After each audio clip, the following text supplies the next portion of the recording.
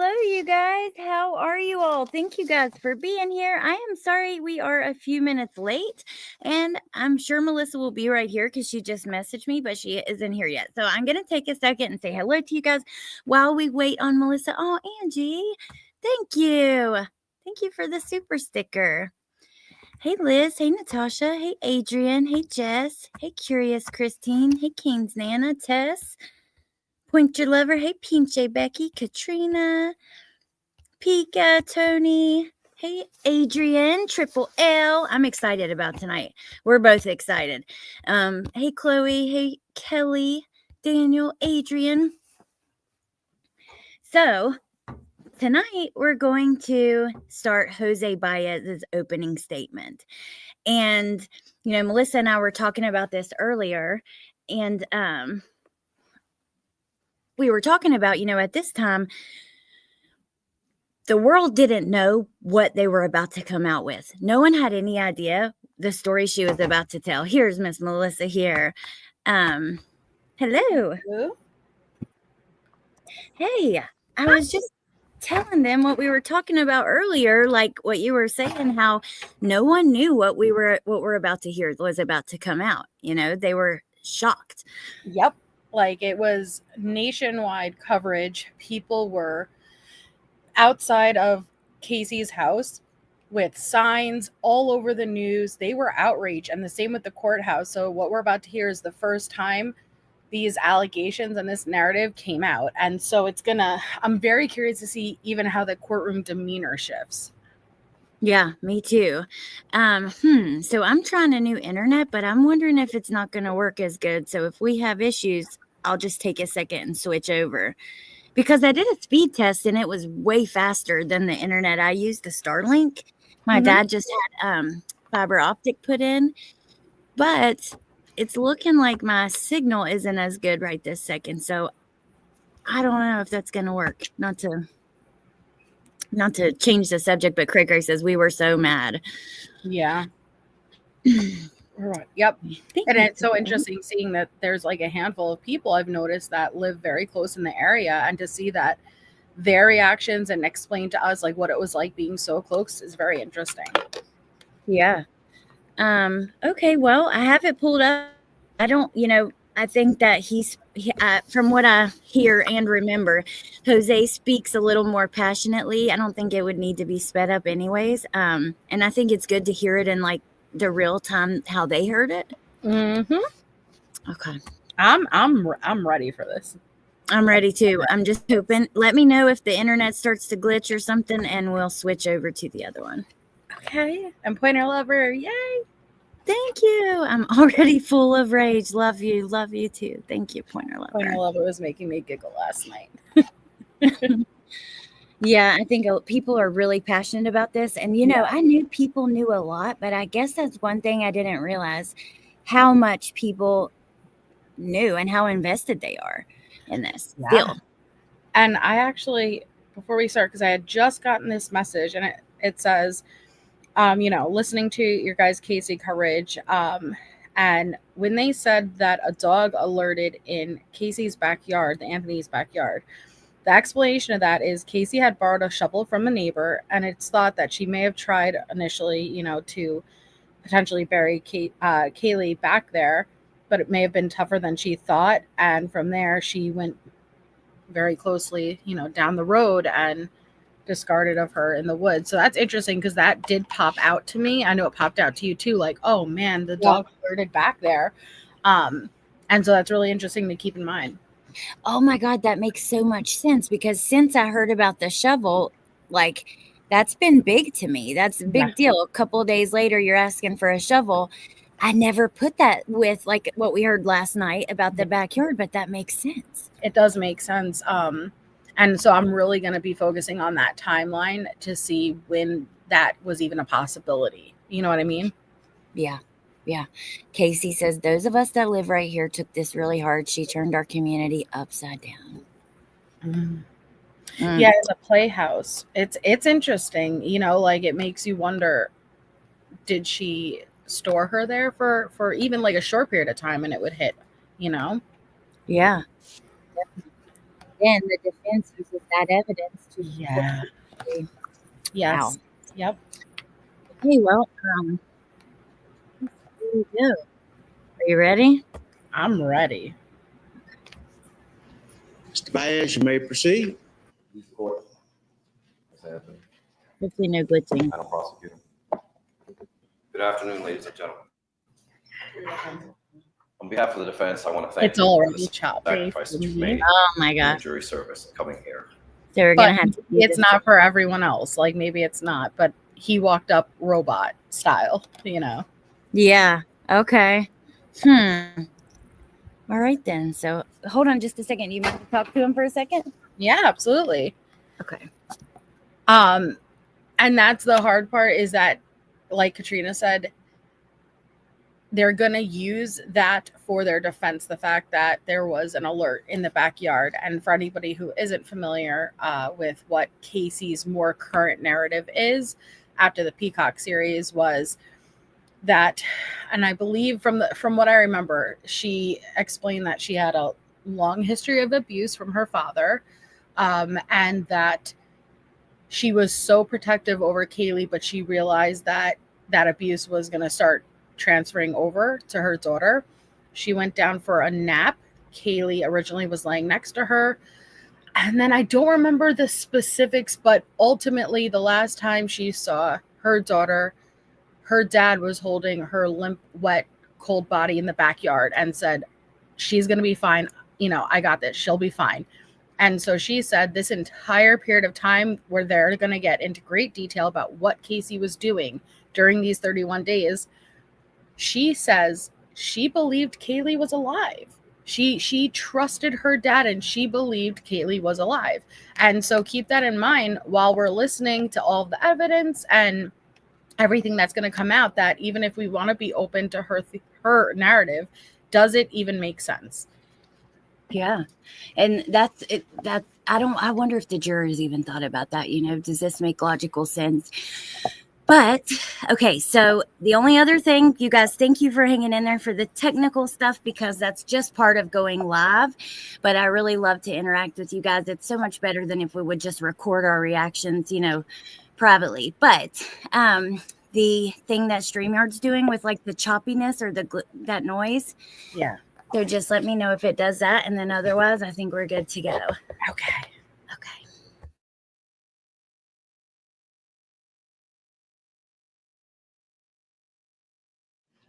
Mr. Baez, you may proceed. Court. Ms. Anthony, Madam Prosecutor. Good afternoon, ladies and gentlemen. On behalf of the defense, I want to thank you for the sacrifice that you've made in your jury service coming here and helping us see justice. We know it's no easy task, and we intend, I'm sure, both sides on getting you home as quickly as possible once you have all of the information that you need, and not a moment before. We are here, and you had to leave your homes because of an onslaught of publicity that lasted for 3 years. In the middle of sound bites and sensational media coverage, Casey Anthony stands trial for her life. Now, what I'd like to cover with you, I organized my opening statement into several different ways. I'd like to cover with you what I'm going to go over first. First off, I'd like to tell you what happened. We sat through almost 2 hours. There was day 1, day 2, day 3, day 4, and so on and so on. And no one ever told you what happened. Okay.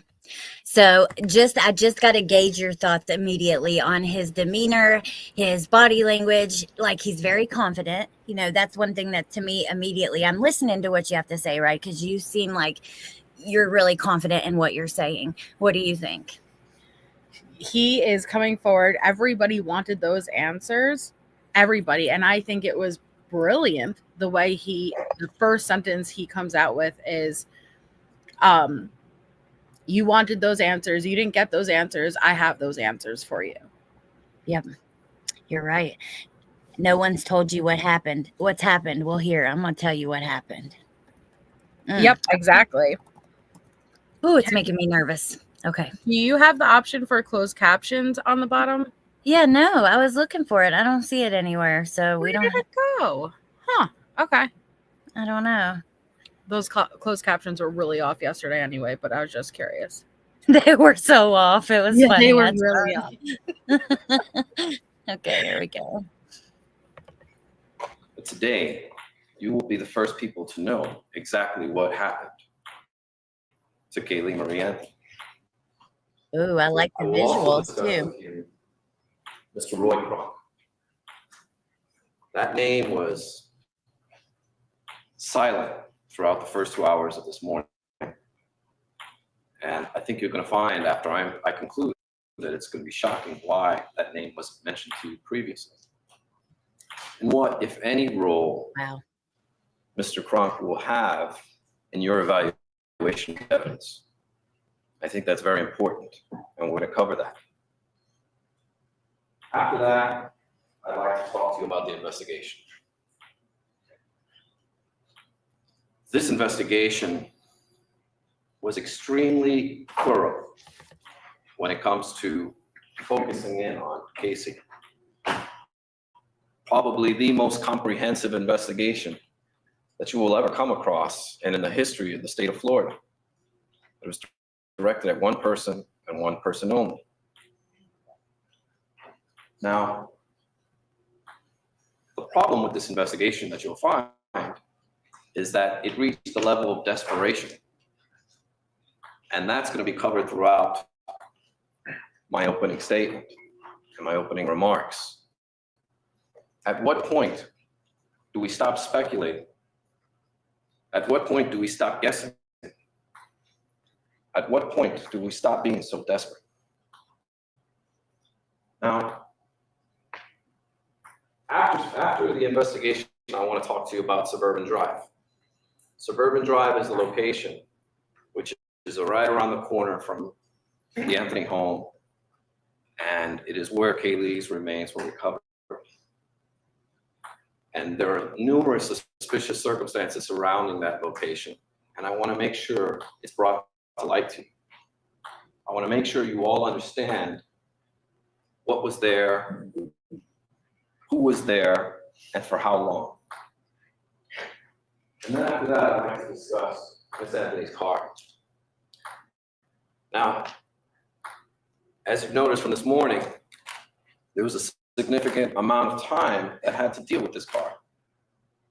And the evidence, or the lack of evidence, or the confusion of the evidence that surrounds this car will probably double, if not triple, the length of this trial.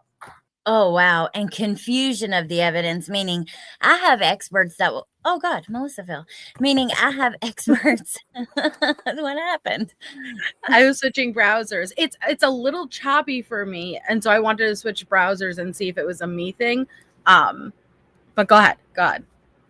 Okay. What's it doing? Is it choppy for you guys in the chat? And yeah, so now I've lost my train of thought. Oh yeah, he says the confusion of the evidence in the car will cause this trial to be double, if not triple, as long. Yes. And Pointer Lover had said the sound was good, so I'm curious. You guys, Scott says it's fine. Okay. Some beach. I think it must be for some and not everyone. So we'll try to just work with it. Okay. So, and plus the audio's bad anyways compared to stuff from now, you guys, like as far as if there is a little crackle during loud words and stuff, this was filmed a long time ago. Like our video visits aren't that good either. I've noticed that along the way that some of it's not as good as what we see today. Regardless though, he's bringing in his own experts to dispute what they're saying. You know what I mean? Yep, because that car evidence is going to be massive. Like what they found in the car, multiple things. It's going to be massive, and that's what he had to focus on.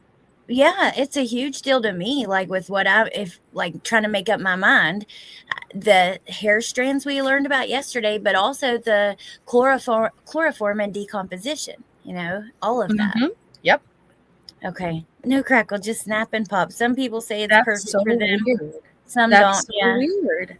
it is weird, but hopefully we can just make it work. And if it Yeah, gets no, it's not unbearable. okay, all right, here we go. And at the end of it, you may find yourselves asking yourselves, after so much time, is that really relevant? Does it answer the question? Does it tell us how Kaylee died? And that's why you're all here today. We're not here to talk about day 1, day 2, day 3, day 4. We're not here to talk about how inappropriate Casey acted, her foolish actions. We're here to talk about, and we're here to find out exactly how Kaylee died. And that's the key issue throughout this entire case. You may get distracted by emotion, and you may get distracted by what some might say reaches the level of bizarre. But you cannot lose focus. And you cannot forget that you're here on a first-degree murder case, a death penalty case, where they want to take someone's life. And that's what we're here for. And you're going to find that this is not a murder case. This is not a manslaughter case. This is not a case of aggravated child abuse. This is none of those things. There we go. Hold up. But you can't be distracted. We all chose you because where they want to take someone's life. And that's what we're here for. And you're going to find that this is not a murder case. This is not a manslaughter case. Look at her. This is not a case of aggravated child abuse. Nope. This is none of those things. Yeah, none of those things. Let me force out some emotion here. This seems like a good point. No, I'm sorry. That's how it feels. She's not shaking her head, right? Now it's, oh, my moment, finally, my story. Fuck out of here. Yeah. Tiff, so she is trying to be a legal advocate, yes, to help people, and she's starting, I guess, a social media career. We were actually talking about doing this anyways, but that kind of pushed us into doing it even quicker. But yeah. Okay. No tears yesterday when they talked about Kaylee, though. Nope. I wish the prosecution would have given some visuals like he is, She was very slow and not too engaging. Yeah. But you can't be distracted. We all chose you because we thought you were the best jurors to sit on this case. You wouldn't be distracted by emotion, that would let the law guide you in making a just decision. The death of a child is a horrible, horrible tragedy. And no one here is going to ever say otherwise. But we have to remain focused. We're not the media. We don't have the opportunity to speculate and to draw in viewers and to sensationalize life. And that's what we're going to talk about throughout this trial, is life. Some of the happy things, but many of the ugly things that come along with life. And that's what this case is going to be about. Afterwards, I want to talk about the forensics.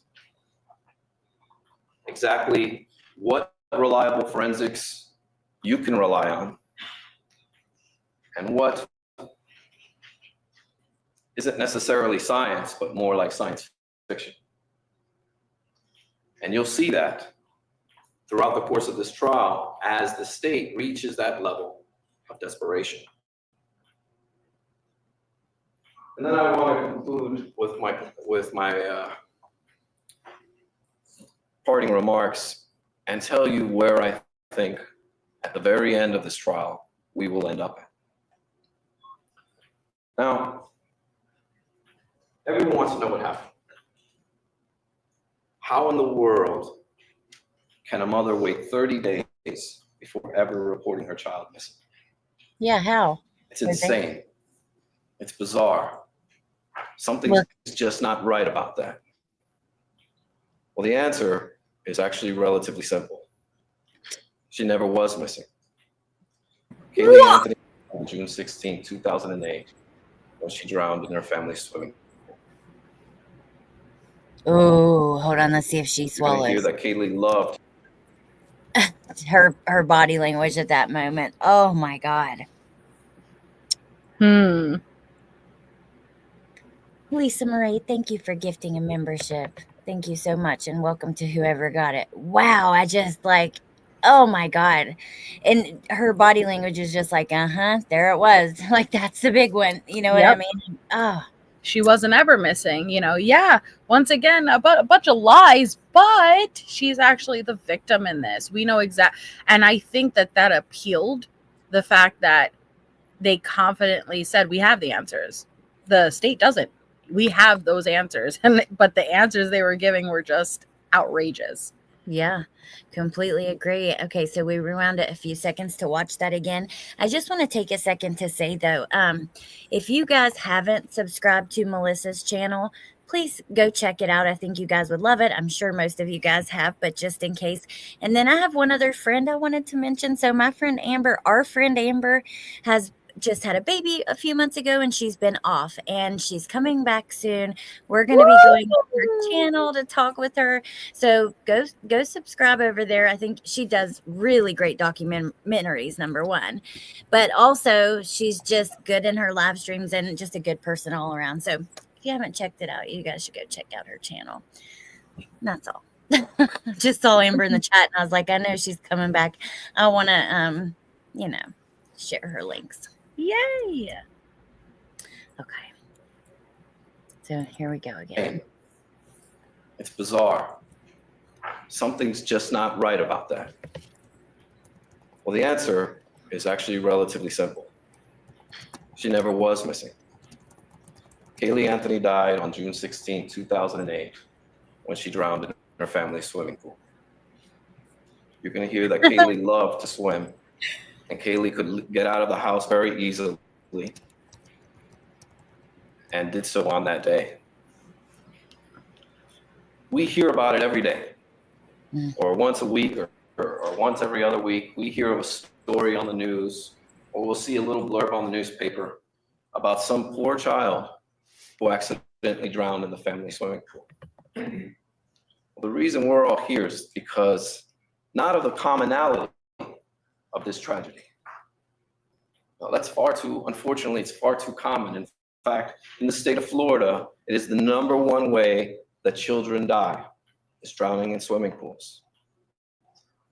But what makes this case different, what makes it unique, what makes the reason we're all standing here today is because not of the commonality. Did you see that? But of the uniqueness of the family that No, I wasn't watching there. Which one? Okay. Go back. Him. Yeah, where your pointer in the center of state.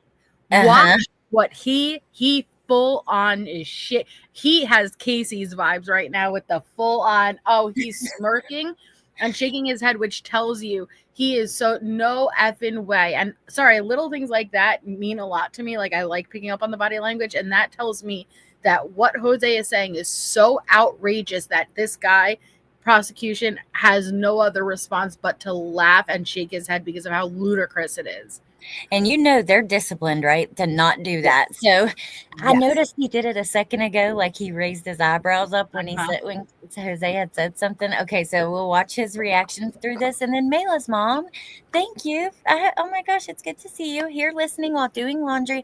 I've been watching from the bushes a lot lately, but I wanted to say I miss you all, and we'll be back to chatting sometime soon. Love you. Well, we love you back and happy to see you, and I hope everything's okay. Glad you came by. And you can hang out in the bushes or out of the bushes or whatever. That's not my bush. Yeah. Who, Mr. Ashton, is that his name, Kelly? The man who's taller in the center? Center of prosecution. Yeah. OMG, the tears cannot be real. She must have an onion with her. And then Tiff says, Allie, she looks like she hasn't showered in a few days. Might be her dirty soul. Honestly, I'm looking at Casey. Are you ever going to even glance your eyes to your family? Because she is she is staring straight ahead at Jose right now, which, okay, only a couple minutes in. but I want to know if she's going to break and ever look at her family when she's listening to what he is claiming. I know, same. And I've wondered that too. And then, like, I wish we could see them as well. Yeah. But also, I can't imagine how difficult these moments must have been. So I kind of don't. And in the same Destroy way, them. yeah. Destroy them. And then Kitty, I was thinking that when he's like, this is the most common death, drowning in a pool. But how common is it for the people not to call for help? Right. So, okay. And you guys, if it does get choppy or something, you let me know, because I have something else that we could try to adjust a little bit. So, but I think it's doing okay so far. But yeah, just to let you guys know. Okay, let's watch Mr. Middleman for a second. Aw, Melissa, thank you. Hello, Melissa. Thanks, Melissa. Thank you so much, Melissa. And then Jenny 444 in the chat. Okay, not peoply. I'm like that too, Mayla's mom. Sometimes that's, everybody gets like that, I think, or at least I don't know. I do for sure. You got like that, yeah. Yeah. Okay, here we go. Of this tragedy. Well, that's unfortunately, it's far too common. In fact, in the state of Florida, it is the #1 way that children die, is drowning in swimming pools. But what makes this case different, what makes it unique, what makes the reason we're all standing here today, Oh my God. because not of the commonality, He totally but of did the laugh. uniqueness of the family that it had. And Pointer Lover, thank you so much for this super chat. She said, I need extra blood pressure pills for this clown. You and me both, okay? But he full on was like, because sorry, it's just telling. It's very telling. Yeah.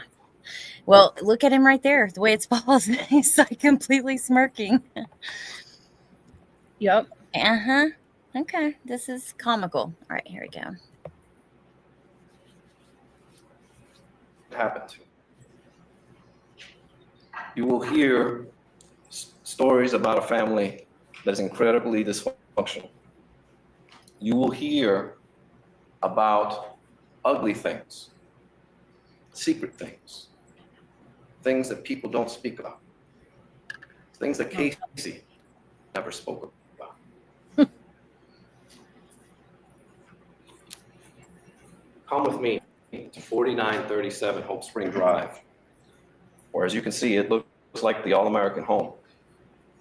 In fact, you can drive by any home in the United States and never know what goes on behind closed doors. You never know what secrets lie within. You never know what's going on.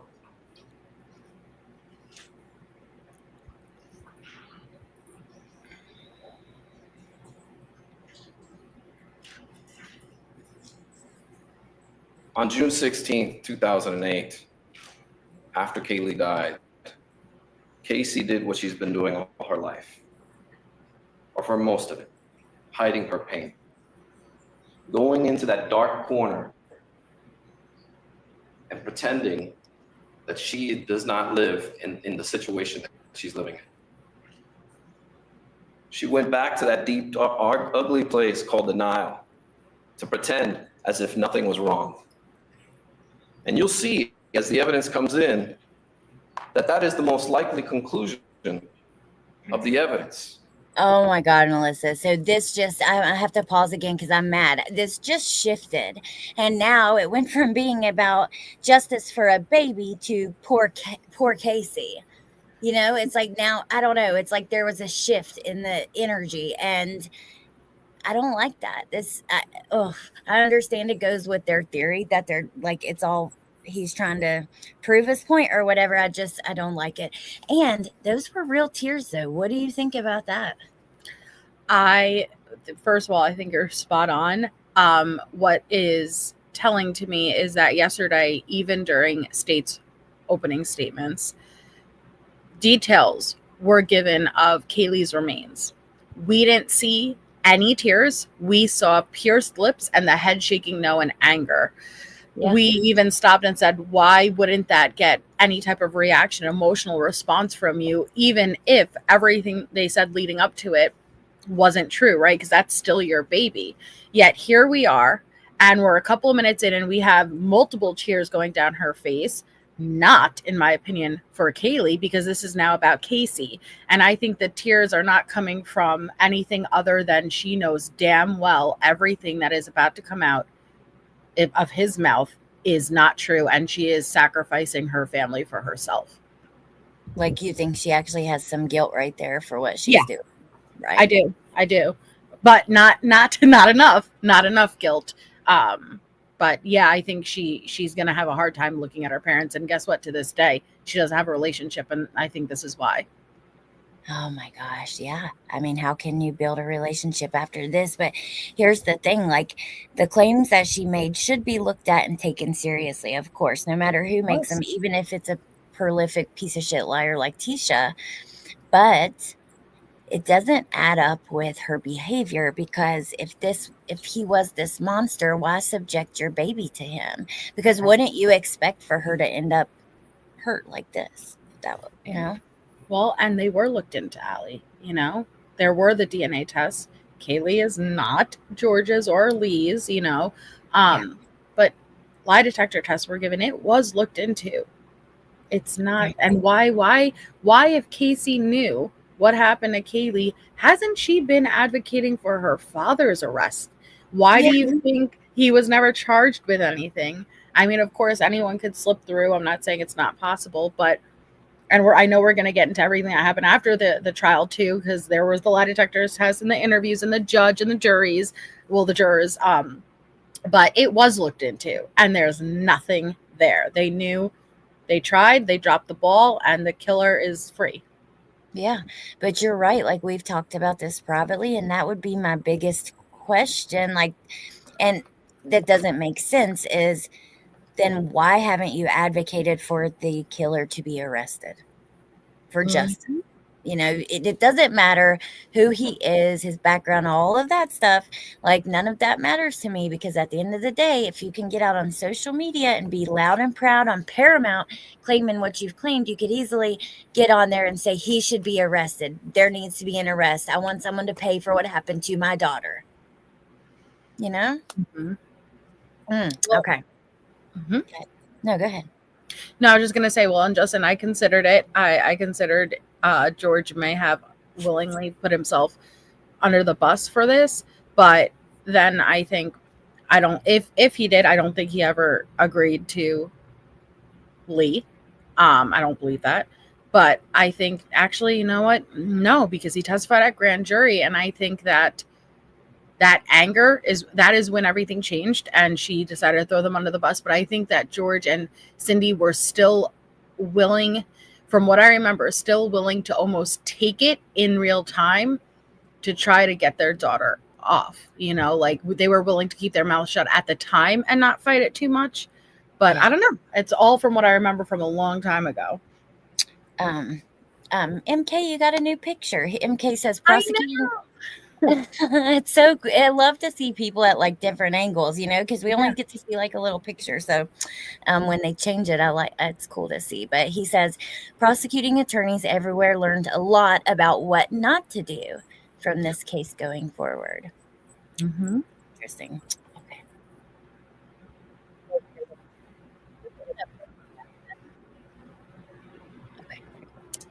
That something's not right here. Something's not right with this girl. You've heard some of it today. Some of it may have been shocking already for you to listen to. But what you don't hear, what you didn't hear, is that Casey was an excellent mother. She took care of Kaylee. That child never went without food, without clothing, without shelter. You won't hear a single person come up here and testify how she was neglected or abused. There's no broken bones. There's no trips to the hospital. There's no moment that would help you determine that this child was abused or anything but loved by all members of the family, especially her mother. The photographs that Ms. Drain Burdick talked about early on, they were all taken by Casey. Casey adored her child. And you'll see photographs of her room. Oh, now she's of her nodding. life, Yeah, yep, I was about to say, and you'll shaking know her that head this now. child was Yeah, loved, I did. Yeah. but not for a horrible tragedy, a common tragedy. Are we all here today? You see, this family must keep its secrets quiet. And it all began when Casey was 8 years old and her father came into her room and began to touch her inappropriately. Oh my God. And it escalated. How old? And it escalated. 8. Oh, I'm sorry. Pause. What does a Did you just see the way that he looked to the right? Yes. Oh, to see the reaction of everyone. But do you see, that is why I thought he knew, Mm-hmm. because it wasn't the face reaction, but the way his head is sitting down and the way he just eyed to the right, because I'm sure everyone turned towards him. It breaks my heart. It's really sad for me. Yeah, it is. Oh my God. And okay. Let's watch his face again and pause and then talk about it. Because think you don't see Cindy either. You don't see Cindy. What? She knew it was Yeah. coming. She knew it was coming. I think you're right. I really do. Because you would think you would see a physical reaction to that. I would think. What is the statute of limitations on sexual assault on a child in Florida? I mean, I don't think there is one. And I'd be surprised if there is. I know that Florida is very strict. Like, you can get the death penalty for that in Florida. So why wouldn't you try to get him? Like, I don't know. It just doesn't make sense. Okay, here we go. family must keep its secrets quiet. And it all began when Casey was 8 years old and her father came into her room and began to touch her inappropriately. And it escalated. And it escalated. What does a sex abuse survivor look like? Oh my They wear a God. scarlet letter. They have a tattoo on their forehead. We could all be sitting next to a person who's a sex abuse survivor, never even know it. These things are kept quiet. Okay. And these ugly secrets. So I looked it up. In Florida, there is no statute of limitation for most sex crimes against minors, which means survivors can pursue legal action at any time. This change reflects a broader trend in many states to remove time limits for child sex crime lawsuits, allowing survivors to seek justice regardless of how long ago the abuse occurred. And we have seen in other cases, for instance, the Diddy stuff, if people bringing it to civil court when they can't get criminal charges, or Brian Laundrie's family, or Gabby's family going against his family. But there is no statute of limitation. So I'm just saying. My heart's breaking. And I don't say that lightly, because if I thought that there was even a chance, I don't feel like I would feel this reaction at all. But I'm breaking for them. Me too. It's terrible. And Curious Christine says, this is one of the most devastating lies one could tell. I can't imagine being accused of that. And that is one of my biggest fears, having boys. I've thought about this so many times. There are people out there who are evil and vindictive and will make accusations for attention, or to get their way, or to get out of something, or whatever, Ooh, look at Jamie's comment. That's so funny. I was clicking on it right when you said that. Her parents knew it was coming. They've said that Baez came to them a couple of days before to tell them. George did not go along with it. Cindy did, to get Casey off. Wow. It just makes no sense that if you were this, why would you live there with your daughter? Yeah. I don't understand that. I can't wrap my mind around it, because I know with my kids, and nothing quite, not even close to that toxic, but I have fled West Virginia and loved many family members and friends from a distance because of them being toxic and wanting to protect my kids from that and give them, you know, the best life possible. So I don't get it. I don't get it. Oh my goodness. And Once I saw, oops, sorry. No, go ahead. Well, I saw Benny's comment earlier, and yeah, we spoke about that yesterday, how he's not technically allowed to just outright lie like that. You know, like there's a lot of gray area, but he wouldn't have been able to say this to Casey. Hey, this is the defense we're going with, something like this. So that tells you Casey had to say something to him. And I'm sure she just opened that door slightly and then he went with it. But I think that she found out Dad testified at grand jury, and that was it. That was when this came. Right. Well, I didn't know that because they do lie. I know that they can at least push it a little bit with the lies. You know what I mean? Hold on. Yeah, there's some gray area, but like something like this, as far as I understand, he wouldn't have been, like, if Casey didn't bring it to him, he wouldn't have been able to just throw that defense out there, like throw those accusations out there. Right. So, yeah, it says the scope of obligations to truth and integrity become less clear beyond deliberate false statements. So, yeah, they will use a small level of deceit to help their clients for such purposes. So that's interesting. Okay. Yeah. Because we were just talking about that, Jen, the other day. Like, how exactly did this originate, what she's claiming, when and how, and, you know, how did that kind of progress along the way? But and you guys have to remember, Jose was her attorney before she was charged with this. Back when she was originally in jail, we heard from those parent calls that, oh, you know, like, yeah, I got this guy, Jose Baez. I don't know, the inmate in front of me got him court appointed, so I asked for him. So he was on before she was even charged, and I think he saw the opportunity that this was going to be. Yeah. And it already had national media coverage before she was charged, and he went for the kill. Yep, I completely agree. And it worked for him, really, because now everyone knows who he is because of this trial. That's the truth. Yeah. If somebody like knows him from something else prior to that, let me know. I'd be very curious, especially if you live in Florida, because maybe you do. But nationally, you know, I think that's really what brought him his name.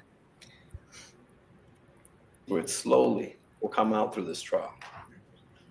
A little bit of a sign here, a sign there, a sign here. And you'll be able to know and see what makes Casey Anthony behave the way she does. Why did she act as if nothing was wrong? She didn't run. She didn't move to California, New York, and say to her parents, sorry, you're never going to see your granddaughter again. That's the easiest thing to do. Instead, she acted as if it never happened. It never even happened. You hear stories of this Zanny the nanny. It's true. For 2 years, she pretended she had a job and pretended she had a nanny. Is that normal? Is that what normal people do? They get dressed up. They pretend that they're going to work. They have fake emails from work. So you do that because you're being, what? Yeah, in 2 years, same, Becky. That's what I thought hearing that too. And I heard you, Melissa, like I said, I felt like I started to hear you say something that you didn't. Yeah, 2 years? Well, and I think Jose is aware he cannot get out of these lies. These lies have stacked up and they are massive. So what he is doing is you know what? I'm going to use these lies and I'm going to use it and incorporate it in a way to prove this is what she was taught to do way before Kaylee's death. Because from age 8 on, all she was told to do is lie, lie, lie. Don't share these secrets. Don't talk about this. Don't, you know what I mean? He knew he couldn't battle them. And so he incorporated them. Yeah, what else can he do? And then NWP, I'm glad you mentioned that. So Jose Baez did represent Aaron Hernandez, which he was a professional football player who took his own life. But, you know, it's a really interesting story and case. And there's a documentary on it. I watched that was really good on Netflix. But yeah, he did represent. I think that was sometime after this, like a few years after. He probably hired him because of this, just like we heard Letitia talking about it, because he was guilty.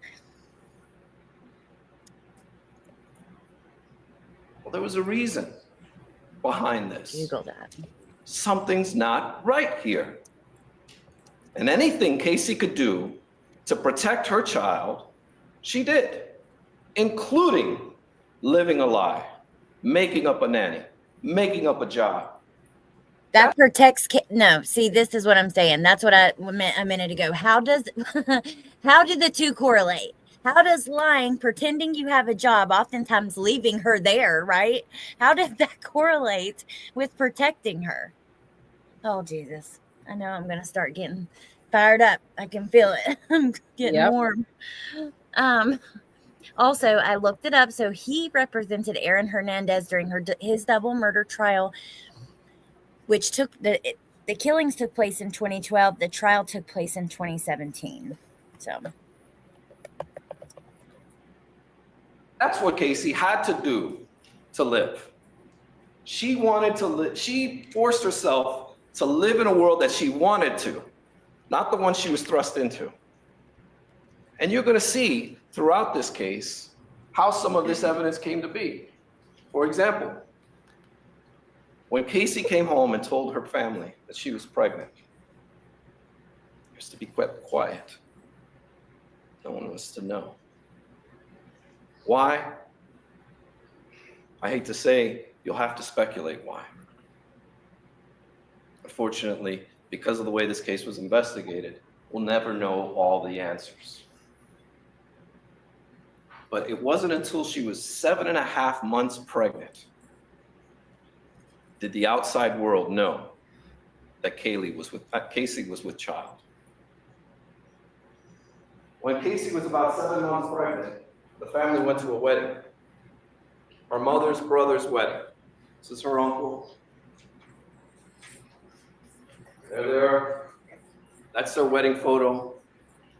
In June, Kaylee was born in August. This is Casey, 7 months pregnant. Everyone wanted to know who the pregnant girl was at the party. When Cindy Anthony, Casey's mother, and George Anthony were confronted with this, they both looked at Cindy's brother like he was crazy. They denied. Cindy, who is a registered nurse, said, "Oh no, she's just retaining water." You'll hear other stories, well, oh, she just had a tumor. She was pregnant. There's no denying this. This is a pregnant girl. But yet the entire family wanted to keep it quiet. Why? They hid this child, this beautiful child, in life. You can best believe that they would hide her death. Now, another thing you'll hear is when Casey didn't want to hide this anymore, she went to Cindy's job. And in the middle of the summertime in July, wearing an overcoat, hot summer day, wearing a huge coat to hide her pregnancy.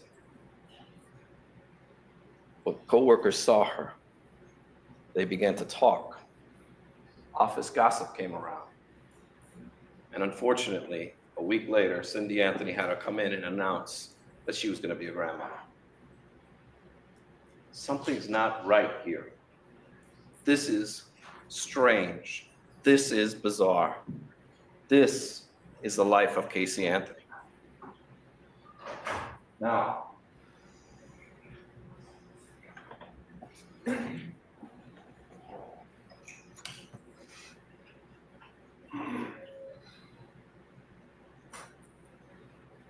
as this case was being investigated. 1 second. What do you think about body language here?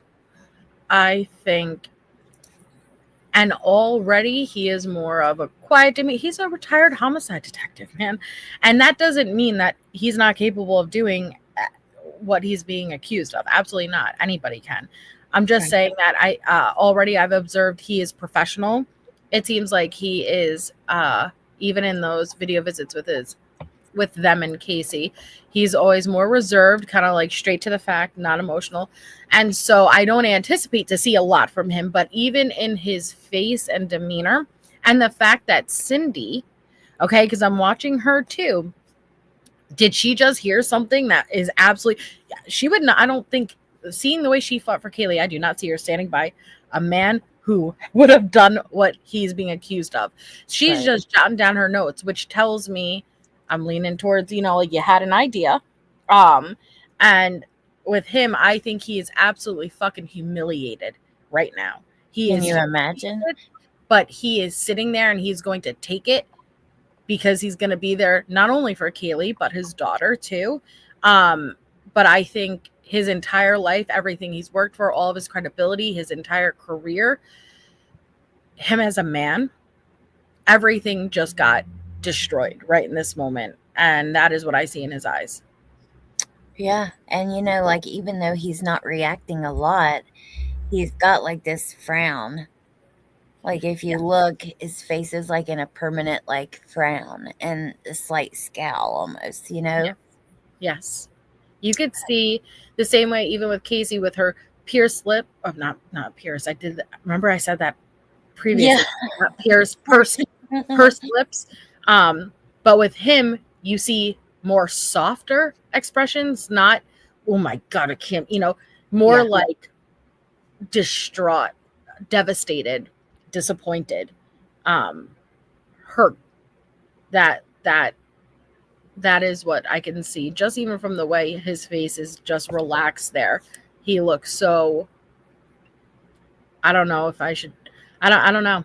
It's telling. I agree. It really is. Of course, he's humiliated. He tried to unalive himself over this. I see a lot of you guys mentioning that, and I'll actually grab an article on that while we're listening, so that we can like kind of get the facts for sure. Because I see like some discrepancies in what you guys remember as we listen. But okay, Kelly made me laugh because at the beginning, as soon as he like put his theory out, this woman's eyes were like, I know. she said, am I tripping? Like that woman's eyes are tripping me out, or is she tripping? I think They she's nearly busted out of her face, but also that blonde woman behind that bald man, she adjusted herself too, and she went like, she was like, oh shit. But she's like, I'm not gonna turn around. I can't full on turn around, right? But if I could be Beetlejuice for a second and rotate my head 360 degrees, I would.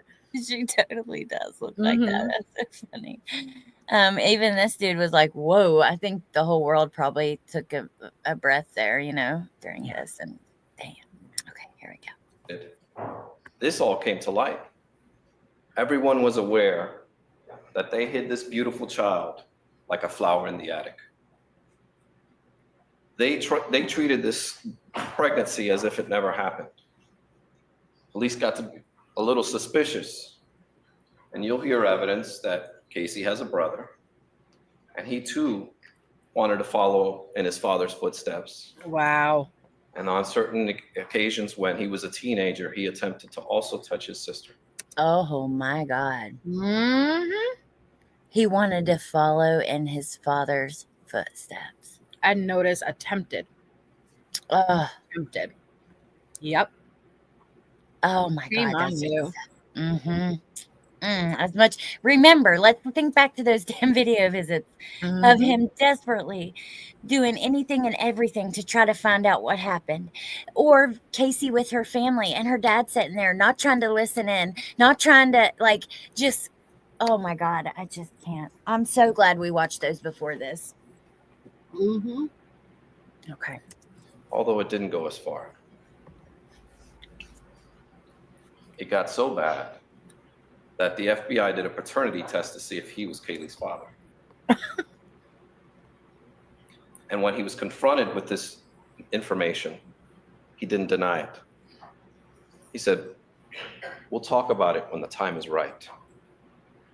Well, the time is now. The time is now to try and save his sister's life, but yet these secrets, these family secrets still remain locked. You're going to hear all kinds of bizarre family behavior that just doesn't make sense. How parents should stand by their child, but instead are throwing them under the bus, making bizarre statements and accusations. And that's what this case is going to be about. You're going to hear all kinds of interesting. Oh, can you pause that?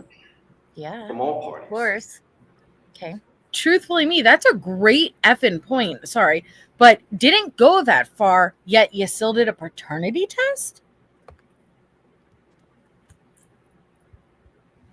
Didn't go. Wait, I'm confused. Because when they said Lee attempted to, but it didn't go that far, yet they still even had to give a paternity test to see if Kaylee was his. And he wasn't surprised. He didn't deny it. Wait, if it didn't go that far, then why would it even be a possibility?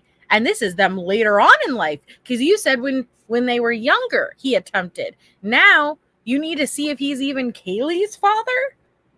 Yeah. That's true. If it's just attempted, that makes no sense. Okay, so we're not going to read this note, but I want to just make a couple points while we're listening because they're going to read this in court. But I see some questions. He admitted to it in his note. He took responsibility, this or that. And Fox News, actually, their title, details of his note, undercuts defense claim that Kaylee drowned. So I have the note here, and we're not going to read through it like I said, but I just want to take you to like two parts or a couple parts. So he... Cindy, it's no surprise I've decided to leave this earth because I need to be with Kaylee. I've let you guys down, right? I've always let each of you down in more ways than I can remember. But he goes on here. Let's see. He says, I blamed myself, for months. As a matter of fact, for a year or so, I brought stuff up only to be told not to be negative. Kaylee, I miss her. I want my family back. She was so close to home. Why was she there? Who placed her there? Why is she gone? I want this to go away for Casey. What happened? Why could she not come to us? Especially you. Why not Lee? Who is involved with this stuff, Kaylee? And then at the end, we're going to hear it. So I don't want to read it, but this is so freaking sad. At the end, he says, I love you, Cynthia Marie. Kaylee, here I come. Lee, I am so sorry. And then just Casey. Because he has nothing to say to her. Imagine attempting to take your own life. That is the last thing you will ever write. And I'm sorry that the way he just wrote Casey and nothing, I think that speaks everything. Because I can't imagine there is a damn thing that you could say. No, you're right. Oh my gosh, she's the cause of all of this, and it's so sad. I do remember, though, I'm having a memory from this time when this happened. When I heard about his attempt, it did raise questions for me about her claims, just briefly, even for a moment. I do remember thinking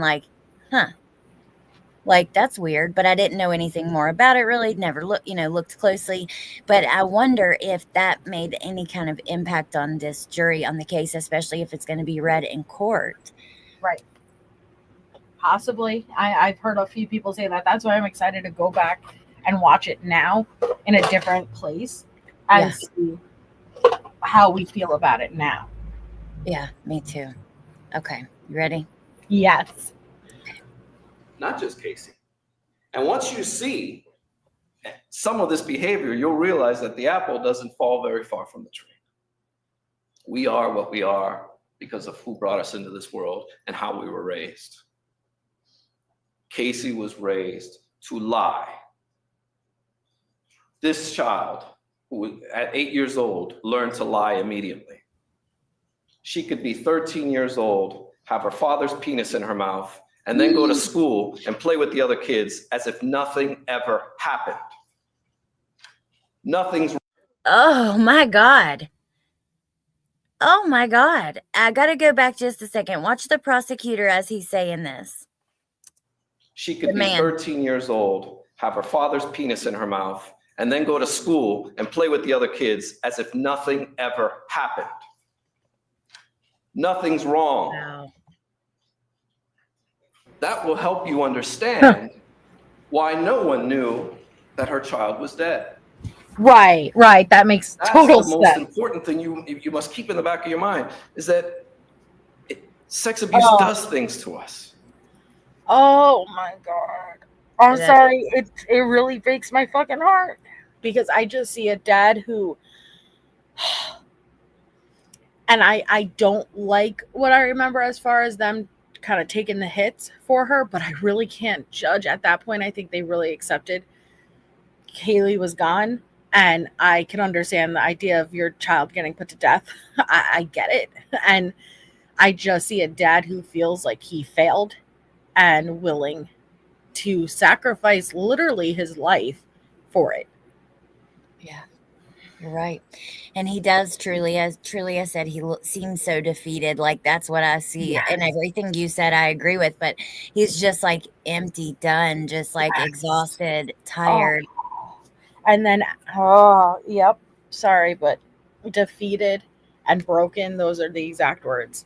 Yeah. She's crying because she knows it's a lie hurting her dad. She didn't cry like that when we heard about the way her daughter was found. The duct tape on her mouth, hair, Right. nose.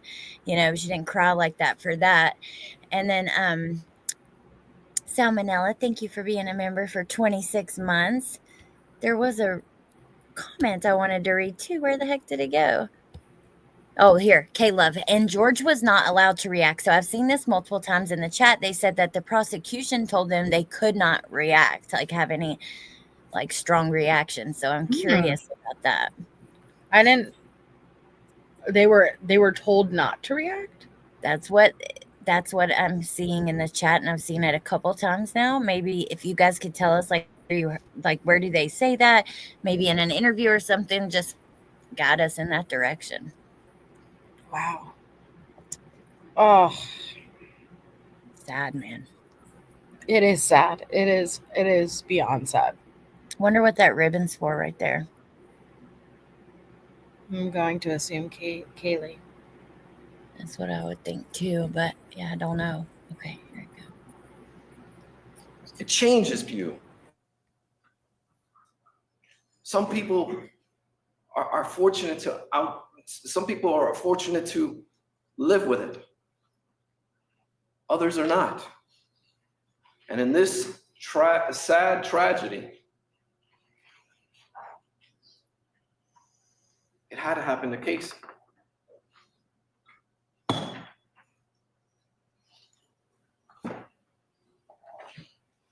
On June 16th, 2008, Casey was home with Kaylee, and so was her father. Early morning hours, the exact time is not known. It could have been early afternoon, early morning. Actually, it was the early morning hours. George Anthony approached Casey and started yelling at her, "Where's Kaylee? Where's Kaylee?" They began to search the house. They couldn't find her. They searched in the bedroom. They searched under the beds, in the closets. Just a second, based on like one more point about his reaction, you guys. So to me, I see a difference in. I know that you're not allowed to have outbursts in court, but like any reaction, any body language, like there's a slight difference for me, don't you think, Melissa? Oh yeah, I think me and Allie both thought people meant that they specifically said, hey, this is what was going to be said, and try not to react to that. We know that you're not supposed to have an emotional reaction, the best you can, at least to where it's diverting attention in court. But yes, exactly, I agree 100%, Allie. It's lack thereof. Like there's nothing at all, and what I see is numb, completely numb. And trust me, internally, I guarantee it feels probably like a war, but he is just kind of taking the hits and not even flinching. Right. Yeah. Where did they say that, Jamie? Jamie said the prosecution said no reaction at all, but Tori Gray point, even the prosecutor had a slight reaction. That's true. Right. Yeah. Well, and that would imply that they knew ahead of time, and we were just debating this the whole time, and that doesn't make sense, though. Yeah, that's what we're wondering. Like, were they told? Did they know, or was this like a general thing? And like, do we know if it was said out loud or somewhere where that's at. Okay, yes. Jamie says George and Cindy said it in an interview after. That's what I was wondering. Okay. But generally or specific to that?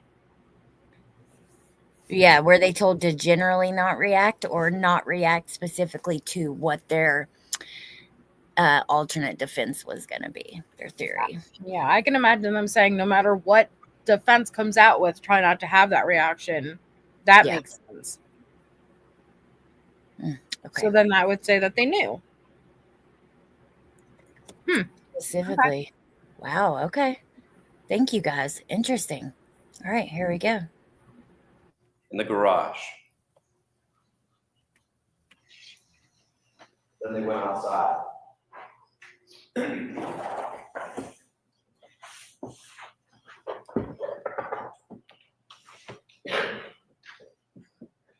This is a mock-up of the Anthony home, where you'll see they both came outside.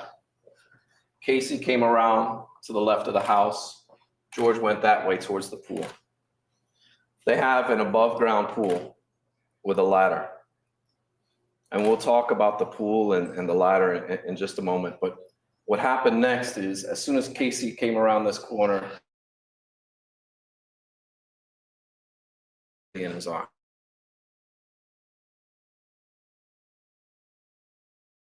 To cry and cry and cry. And shortly thereafter, George began to yell at her. Look what you've done. Oh my gosh. Your mother will never forgive you, and you will go to jail for child neglect for the rest of your freaking life. Oh my God, Melissa. Okay. See, look, very emotional, passionate. Look what he's got. He's got like these props so he can show with dates. I mean, such a difference than the prosecution. If I wasn't staring at him and I was even looking down, writing a note, I would have jumped. Yeah, absolutely. Right? Yeah. And that's what you want. Sorry, but that's what you want. You won't forget it. You won't forget it. Right. Amy says there's an interview from 2020. Let's remember that. Okay. Cindy talks about not knowing all the details he was going to give. Right. Okay. But so maybe we can find that. And then, oh my gosh. Yeah. He commands the courtroom. Amber, you're right. Okay. There we go. Oh, that made me. Let's rewind just a second and try to. I won't pause for a minute. Let's try to really get the feel of what he's saying without me interrupting. Okay. Here we go. She immediately grabbed Kaylee and began to cry and cry and cry. And shortly thereafter, George began to yell at her. Look what you've done. Your mother will never forgive you, and you will go to jail for child neglect for the rest of your freaking life. She cried and cried and asked for her father's help. And it was shortly thereafter that George did help. It's at this moment that Casey should have been stronger. Casey should have called 911. Casey should have done the right thing. And that's what she's guilty of. She's not guilty of murder. This is not a murder case. This is not a manslaughter case. This is a sad, tragic accident that snowballed out of control. Her death was covered up. Why did George do this? Why didn't he call 911? Again, if the investigation had gone in a different direction, maybe we'd have the answers to those questions, but unfortunately we don't. We've done our best and we'll do our best to bring all the information to you, but that unfortunately will go unanswered. Here's some things you must know about the swimming pool.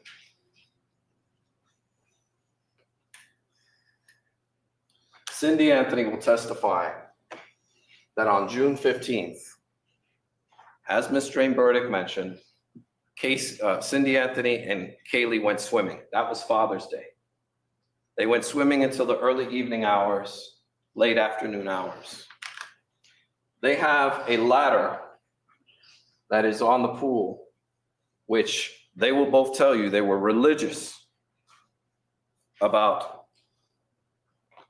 making sure the ladder was down so Kaylee wouldn't get up. They were religious about it. But unfortunately, did Cindy leave the ladder up? Did Cindy forget? Because right about the time they were getting out of the pool, Casey came home. We don't know. We don't know. Is she Even holding blame guilt inside Cindy. of her for leaving that ladder up? We don't know. Again, if the investigation had gone in another direction, we might know.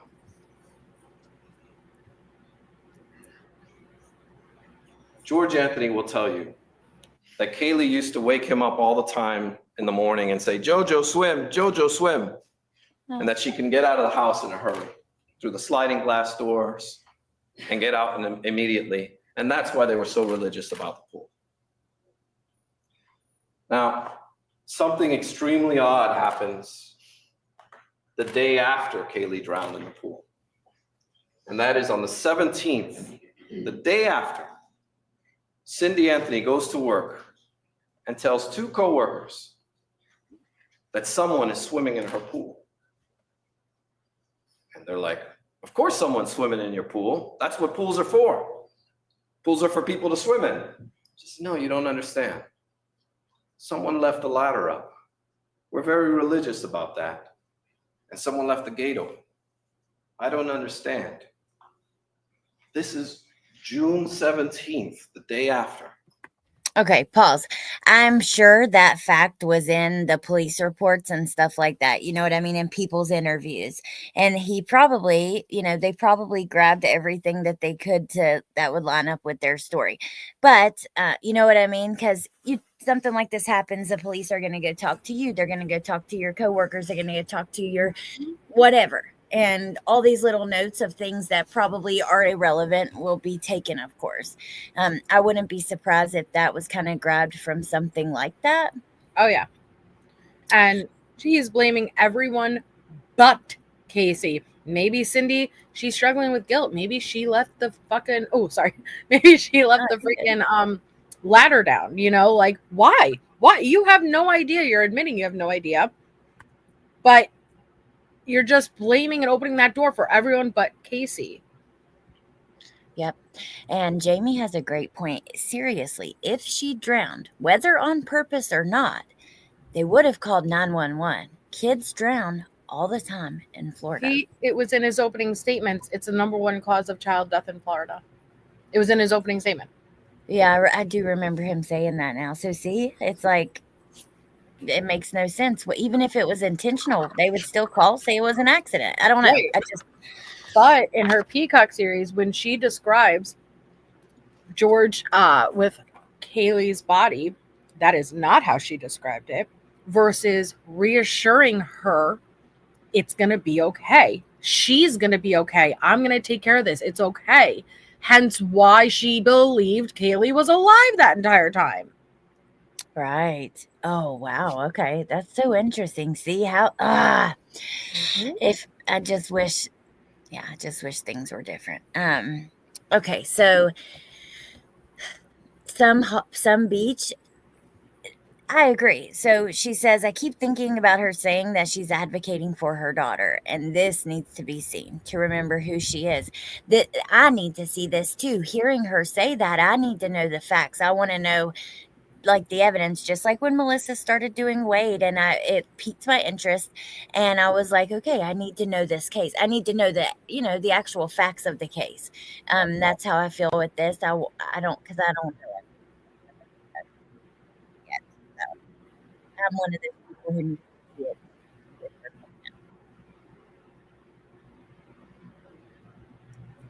Do they address the duct tape on a drowned victim? Kristen, good question, but I'm sure that's going to come up because we know that they matched it to the gas can.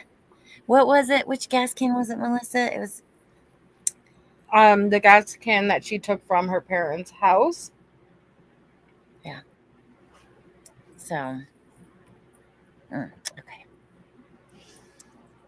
This is information that law enforcement had and completely ignored because they had murder on their minds. This couldn't be an accident. That's not sexy enough. We've got some bizarre girl over here lying to us and telling us these outrageous stories. Sexy enough? And the Is media that what loves he it. said? They're eating it up. There was. Oh my You'll God. find that professional police not sexy enough.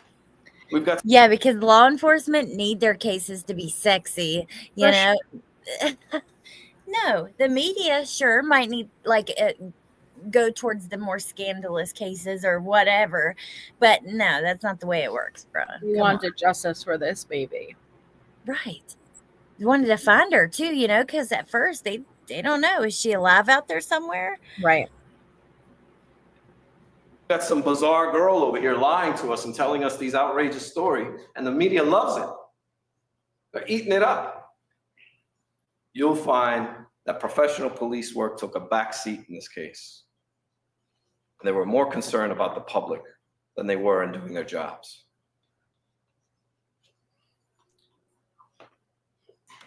The 15th of July, Kaylee's reported missing. And immediately, within 24 hours, Cindy Anthony tells Detective Melich, who's the lead detective in this case, about the ladder incident.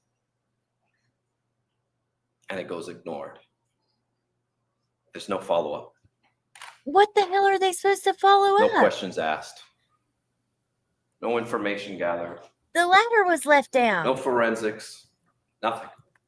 Listen, we're very careful too here about making sure we always take the ladder up when we get out, because I live right on the water, for those who don't know, of the sound that connects to the ocean, especially when the kids are littler. It's very scary, like being that close to the water. And so you're aware, we always take the ladder up as soon as we're done swimming. But there are times, if it starts raining, if it starts storming, if we're in a rush, whatever, there are times, especially if you're dealing with like irresponsible teenagers and young adults, sometimes shit happens and it's going to be left down. That doesn't mean anything. What does he expect the police to, what does he want the police to do about that? You know what I mean? Okay, sorry.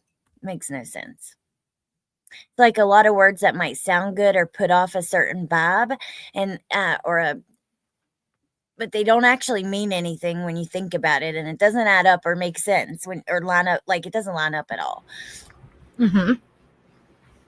I was saying, like, the ladder thing, like, that's normal when you live on the water or have a pool, but sometimes you either, like, it could rain, whatever, different things happen where it doesn't get put up, or if you're just irresponsible like she was at that age. Casey. Right. Exactly. And it wouldn't have been oh my God. I just don't see it being like this big issue. Why would George, you're telling me that George was so nervous of her getting framed for child neglect that he went through all of this for what? Yeah, it doesn't add up. Like, No. I think it might, like the theatrics and the visuals and stuff, it might look good, but if you really get down to the brass tacks of what he's saying, there's nothing there. Exactly. Agreed. It's ignored. They're more concerned with the alleged transport of the car than they are of what actually happened. This is a tragedy that snowballed out of control. And they didn't care.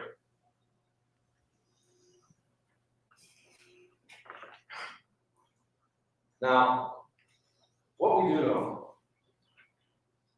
is that George Anthony took certain steps to actually make sure he was as far away from this situation, and that Casey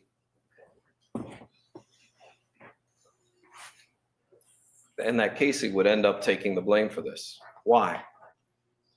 Well, if Casey comes forward and is lying her butt off, who's going to believe a liar? Wait. Especially if they cry sexual abuse. So you'll see. Take the blame for what, Allie? If it was an accident, it was an accident. So he went through all this to frame his daughter to take the blame for an accident? Yeah, that's a good point. What is there to take the blame of if it just... I'm confused on their theory, though. Like, Is I love snacks when I'm live, Amber. Is he saying that it was an accident or that I don't know? It's just kind of confusing me. Great question, because in one breath it's like, they'll get you for child neglect. We got to cover this up, and then, hey, well, I'm gonna make sure that you get framed for this, but it was an accident, and I thought he was concerned, and the whole point of covering it up was so she didn't get charged with child neglect. Yeah. See what I mean? Like it might sound good in the moment, his passion and stuff, but when you really Right. think about it, it does not make sense. Not at all. What kind of snacks you got? Right now I've got these new candies. They're called Easies. I guess it's like crunchy shells and little tiny marshmallows inside. And then I have wild berry Skittles, but the UK version, so it's different flavors. What about you? I got new flavor of Duct pretzels with pepper jack cheese. Ooh. Sorry, you guys. We planned earlier. We said we need snacks for Yes.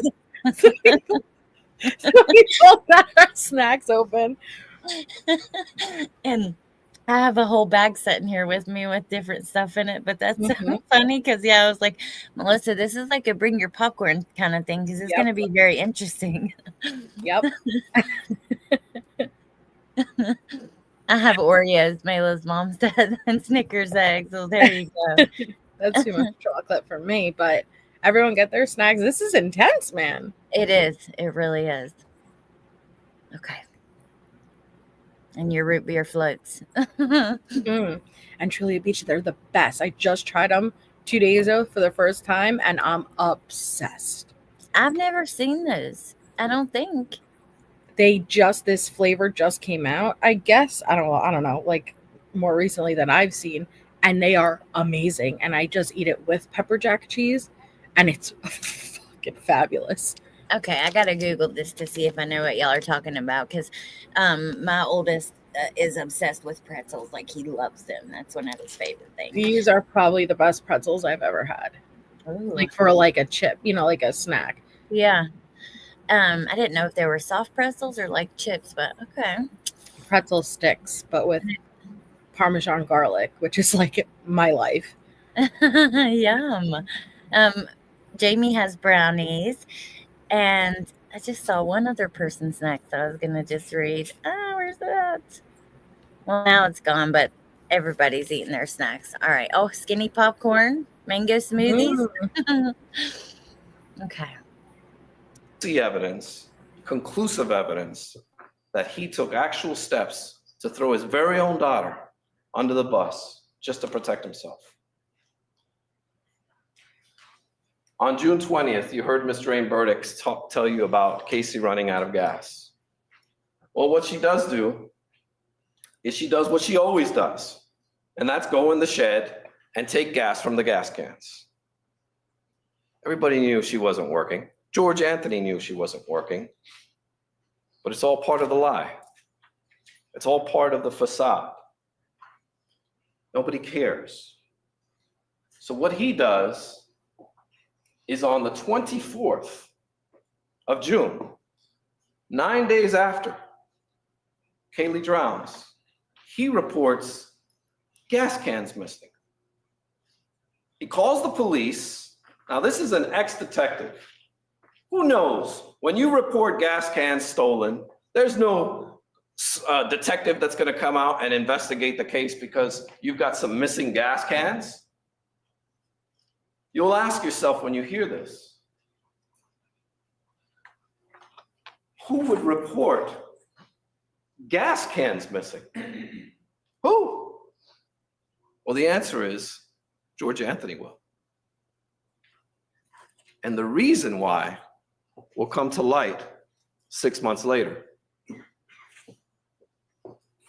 Kaylee reported missing on the 15th. I don't know. That's what it seems like he's saying because of the tape. He's trying to account for the evidence. Okay. He's trying to account for that tape, man. 17th, Detective Wells comes to the house and he asks to look around the backyard. He then searches the shed and asks George, can I take a look inside the shed? No problem. And he doesn't mention anything about this alleged gas can fight that Casey had with George Anthony, where he claims that she wouldn't let him near the trunk, and where, as Mr. Burdick said, here's your fucking gas cans. He doesn't say anything about that. But you will hear from the very first night, George Anthony was telling anyone and everyone who would listen, that car smells like a dead body. Something dead was in that car. But he only did it secretly, not around Casey, not around anyone. In fact, he took a special trip to the sheriff's office to make sure he could speak with detectives alone, away from his wife, away from his son, and also so Casey wouldn't hear it. She's already in jail. On the 30th, he tells the FBI about this fight. He doesn't tell Detective Wells on the 17th or the 18th, 19th, 20th, and so on. He waits for about 2 weeks before ever mentioning these gas cans and mentioning how they were stolen. And the police do what normal police do, and they say, oh, wait a minute. There might be some evidence on them gas cans. So they take the gas cans. And this is a photograph that they took on August 1st of 2008 when they confiscated these gas cans. If you notice the duct tape that's there, the unique brand of duct tape that Mr. Burdick mentioned is right on there. We've all seen duct tape, but it's very rare when you see duct tape with a logo on it. And this duct tape has a unique logo of the company right on it. And that's what makes it so distinguishable. And you will find that when Kaylee's remains are found, there was duct tape with the remains. 3 pieces of duct tape with the same brand. And is it a coincidence that the only place in the house, not on the pipes, not in the garage, not on some other, on some kind of repairs that may have been done in the house, the only place in the entire house that this duct tape is on this gas can. Just a couple of inches, but it's on this gas can that was coincidentally reported missing. Is that a coincidence? No, it's called Casey. Yep. It's an unruly teenager, and she stole them, or, teenager, but young adult. I mean, whatever. And she stole them. She, along with the checks from her friends, credit card purchases from her mom, she stole everything. And then the gas tanks. You're right. It's not a coincidence. It's just not what you're claiming it is. Right. I mean, my God. And what a reach. That's a big reach, Mm-hmm. He reported these gas cans missing to frame her because the duct tape matched the duct tape that would be found on Kaylee. Right. He knew. Yeah, that's crazy. Poor Linda. Yes, definitely let me know. Ooh, I like that car in your picture. Hey, FTW Montez. And sprinkled donut. Okay. Ready? Yes. Or something more, or is there more to the story here? Well, on August 1st, right around this weekend, August 1st, August 2nd, George Anthony is at a Publix passing out flyers of his missing granddaughter that he knows is dead. He's passing out flyers and asking for donations, but a news crew is filming him. In fact, 2 different news crews are there, and he interviews with them. And right behind the donation jar is a roll of duct tape. The duct tape hidden right behind the donation jar. Mind you, this is first week of August. Casey has been in jail for 2 weeks. All you have to do is follow the duct tape, and it will point to you who put Kaylee's remains where they ultimately ended up. Wow. Or maybe not. And that I'll get into in a moment. Ms. Burdick told you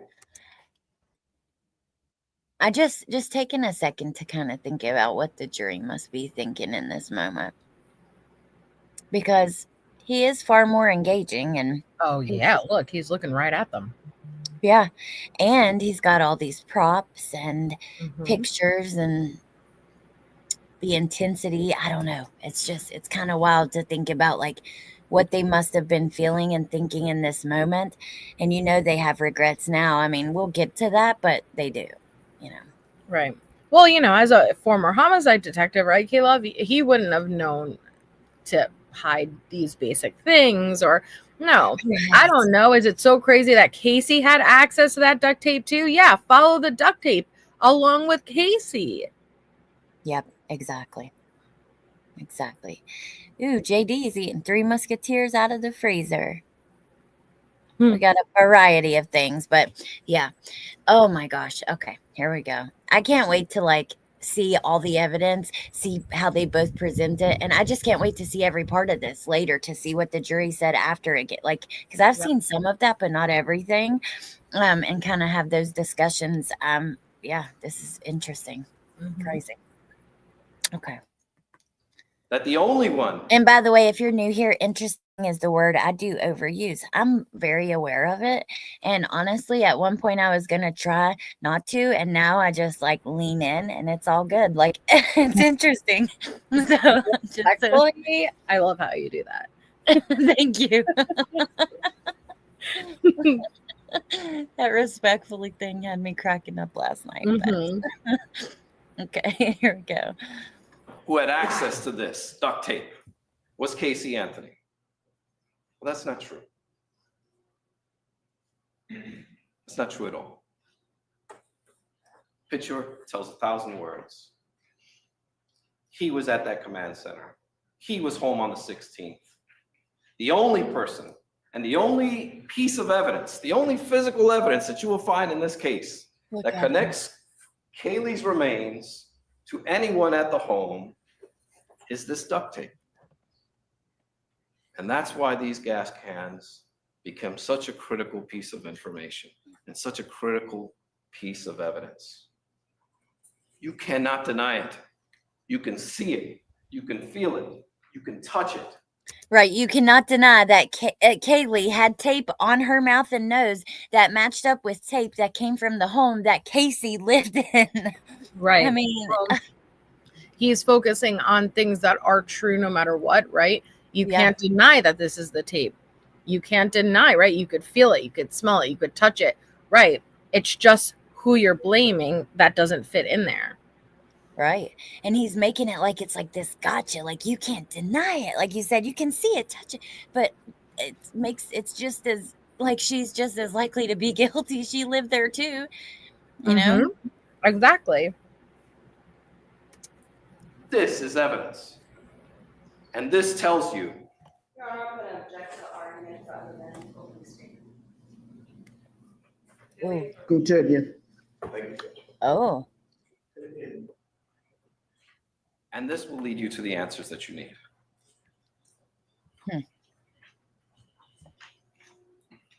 What did she object to? Let's rewind it and hear it again. I couldn't hear, but now, most important, it was denied because they said continue, and she was like, Yeah, she slowly sat her ass down. Yeah. Well, all right then. All right, shit. gas cans become such a critical piece of information and such a critical piece of evidence. You cannot deny it. You can see it. You can feel it. You can touch it. This is evidence. And this tells you. Your Honor, I'm going to object to the argument rather than opening statement. I'm gonna object to the argument, something of opening statement. Stating it's evidence during opening statements. So yeah, I think that's along the lines of what she's saying. And then because that one, it's too bad we don't have that closed captioning. That's super accurate captioning. The inaccurate closed captioning, yeah. And watch her at now. Yeah, look at her. I don't need to approach. And this will okay. lead you to the answers that you need. And that's the problem. He was the alpha in the courtroom. That's Oh, the yeah. problem. Oh, without a doubt. She cowered. You know, it was almost like, okay. Now, most But the importantly, judge made his decision, so. you're going to hear evidence that while at this public supermarket passing out flyers of his missing granddaughter, George Anthony met a younger woman by the name of Crystal Oh. Holloway. The affair. Okay. They became close. They started dating, or they had an affair, whatever you want to call it. I didn't know that. Yeah, I forgot to tell that to you. Sorry. He then began going to her house Wow. and visiting her. And on one day, before Kaylee's remains were found, her name is Crystal Holloway. Here's a little dark. That was muffled. I couldn't And hear they it. began I know. to carry on this relationship. This is the woman in the circle looking over at George at Kaylee's memorial is Crystal Holloway. Right around that time, George Anthony said to his sex. Oh, my God. Well, he has denied and will deny on this stand that he ever had a relationship with her. But he couldn't get around the guard at the gate where she lives in, because that woman saw him coming and going many times at her home. And Crystal Holloway will tell you that one day they had a conversation, her and George Anthony. And George Yeah, began to man. break down and cry. And she asked him, what happened to Kaylee? And he said, it was an accident that snowballed out of control.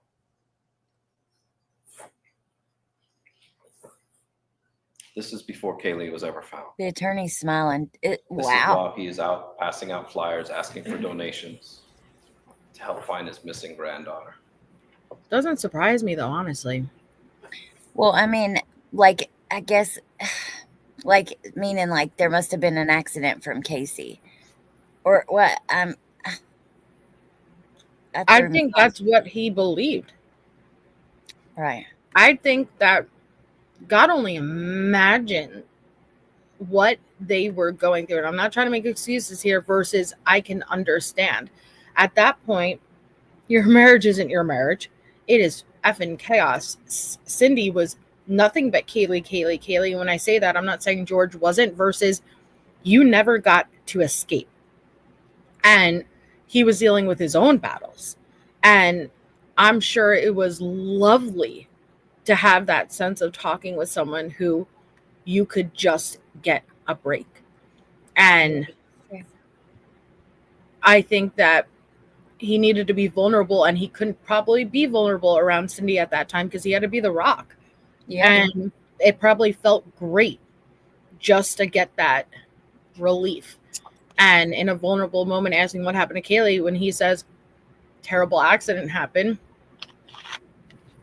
I think that it's probably taken out of context right now. I don't remember all the details, but that's probably what George, an educated opinion and guess, and what he believed happened, even though Kaylee hadn't been found yet.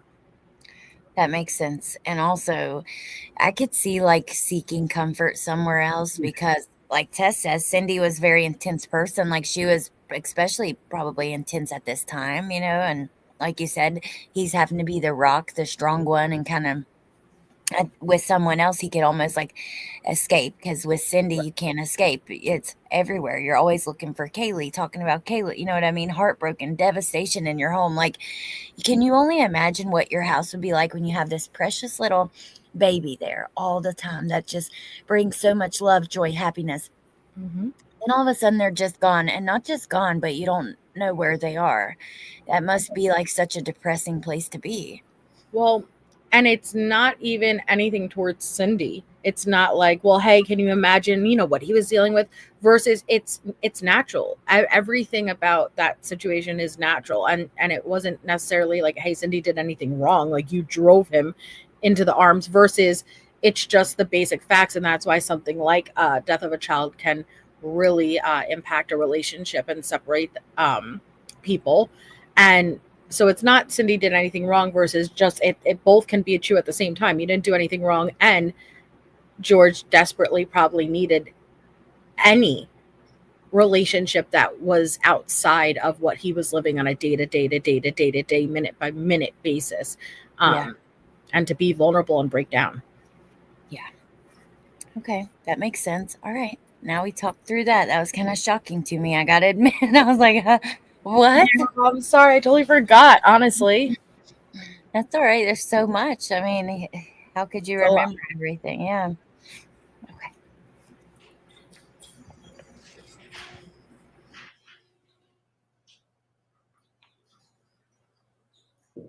George Anthony carried around this guilt for many, many months.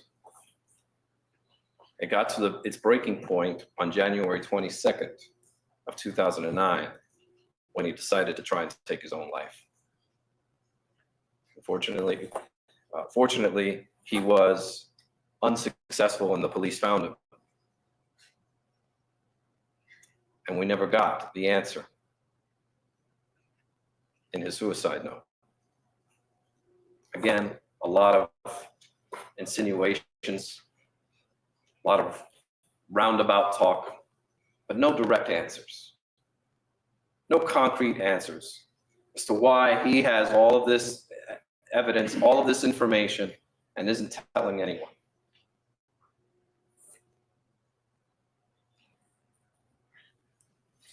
I want to be clear about something. Absolutely 100% crystal clear about something. We are not, nor will we ever say that George Anthony killed Kaylee or that he had something to do with her death. And the reason's simple. It's not true. It was an accident. And despite how easy it is to point the finger and say there's something sinister here and maybe play on your emotions, the fact of the matter is this is an accident that snowballed out of control. This is not a murder case. This is not a manslaughter case. This is a tragic accident. Okay. If he's going with this, that this is an accident, this wasn't intentional, like he's just said, then why bring in the SA stuff? They have to account for why she lied. You can't go for it was an accident and then not account for all of her behavior. But we can by doing this. That makes sense. Like, she's so scared of him, so traumatized. So it's just her natural role to just go with what he says.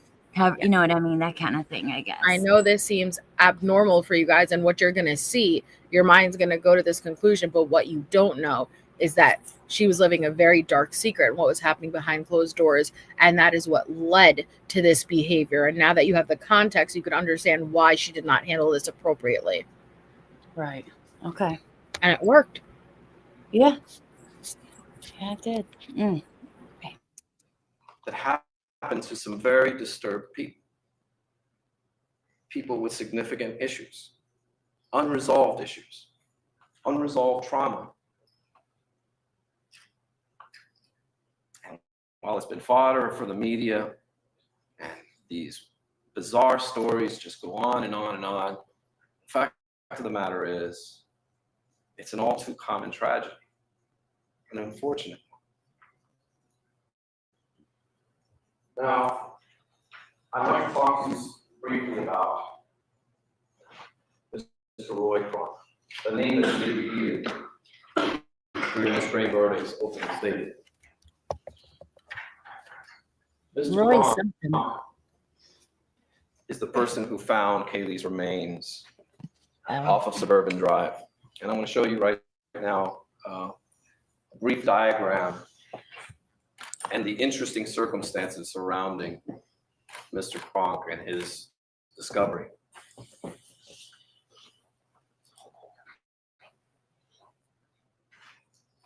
Now, before I start, I want to tell you that Mr. Kronk, and again, we are not saying Mr. Kronk had anything to do with Kaylee's death, but Mr. Kronk is a morally bankrupt individual who actually took Kaylee's body and hid her. What? And anything that you derive from the scene off the suburban drive is completely unreliable because of the actions of Mr. Kronk. Oh my God. There was a $225,000 reward in this case, Wow. but it was for a live Kaylee. Mr. Kronk didn't read the fine print, and he thought he had himself a lottery ticket. Let me tell you and show you how Kaylee was recovered.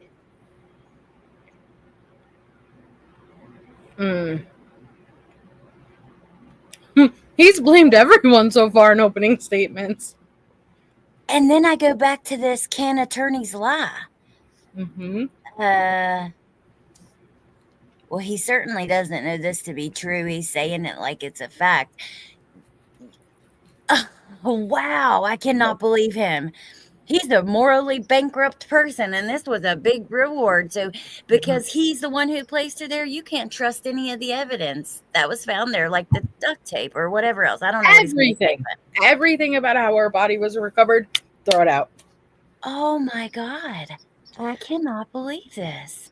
If anyone is morally bankrupt, I would say that that is you, Mr. Baez. And again, I understand attorneys have a job to do, and he did his job, but I really struggle with Jose because this went too far, in my opinion. But guess what? Maybe that guy was morally bankrupt. Who freaking knows? Both can be true at the same time. It has nothing to do with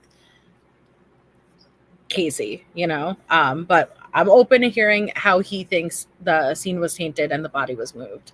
Yeah, me too. Unbelievable. Tiffany Twisted says the state was overly confident charging her with first degree. Well, we're Okay. going to talk about that at the end too, though, because I think they had some other options maybe they weren't completely aware of, like they didn't understand the instructions, that kind of thing. Right. So. Wow, Melissa. Okay. I know. I know. But I think this is the problem right here is remember when she's like objection, you know, and she sat her ass down. She was so infuriated. And that is the problem right there. You let him.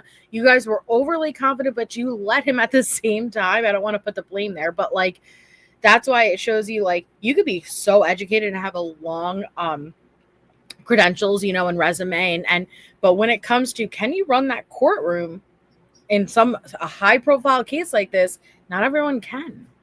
Yeah, absolutely. And then Natasha, I'm right with you. I believe that as well. But like I said, we'll after we get through this and hear from the jury and everything, we can like really go deeper with that. But wow, Melissa. Okay, I wasn't ready for that. I'm sorry. We can keep going. Damn. All right. We're not even halfway into his opening statement, man. I know. So And we're probably not going to get, you know, maybe we'll go till around 11 or something. We'll see if we find a good breaking point and finish on yours. Maybe, yeah. Okay. All right. Here we go. First of all, the Anthonys live on 4937 Hope Spring Drive. Right down the block, around the corner, there's a wooded area. What's unique about this is it's the closest wooded area to the home. And it is the absolute first place anyone would look for a missing child. The first search party should have been and was probably there. Kaylee Anthony was found within 20 feet off the side of the road. She wasn't found in the woods. She was found off the side of the road and was missing for 6 months. Let me give you an example of just how far that is, actually, Mr. Tyler. More visuals. Now you're 4 feet away from the actual wall.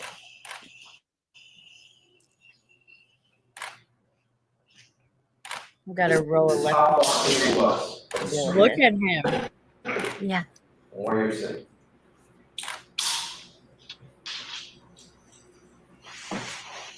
and you take into consideration that there's grass that's about 5 feet, this is how far, if you were mowing the lawn, walking by on your way to school, or walking your child to school, walking your dog, this is how far away you would be. Great visual. And for 6 months, with thousands of searchers looking for Kaylee, hundreds of people off Suburban Drive, every character with an agenda was down here looking. We had psychic dog handlers. I'm serious. We had a psychic dog handler. We had psychics, private detectives. Okay, here's the thing before we continue.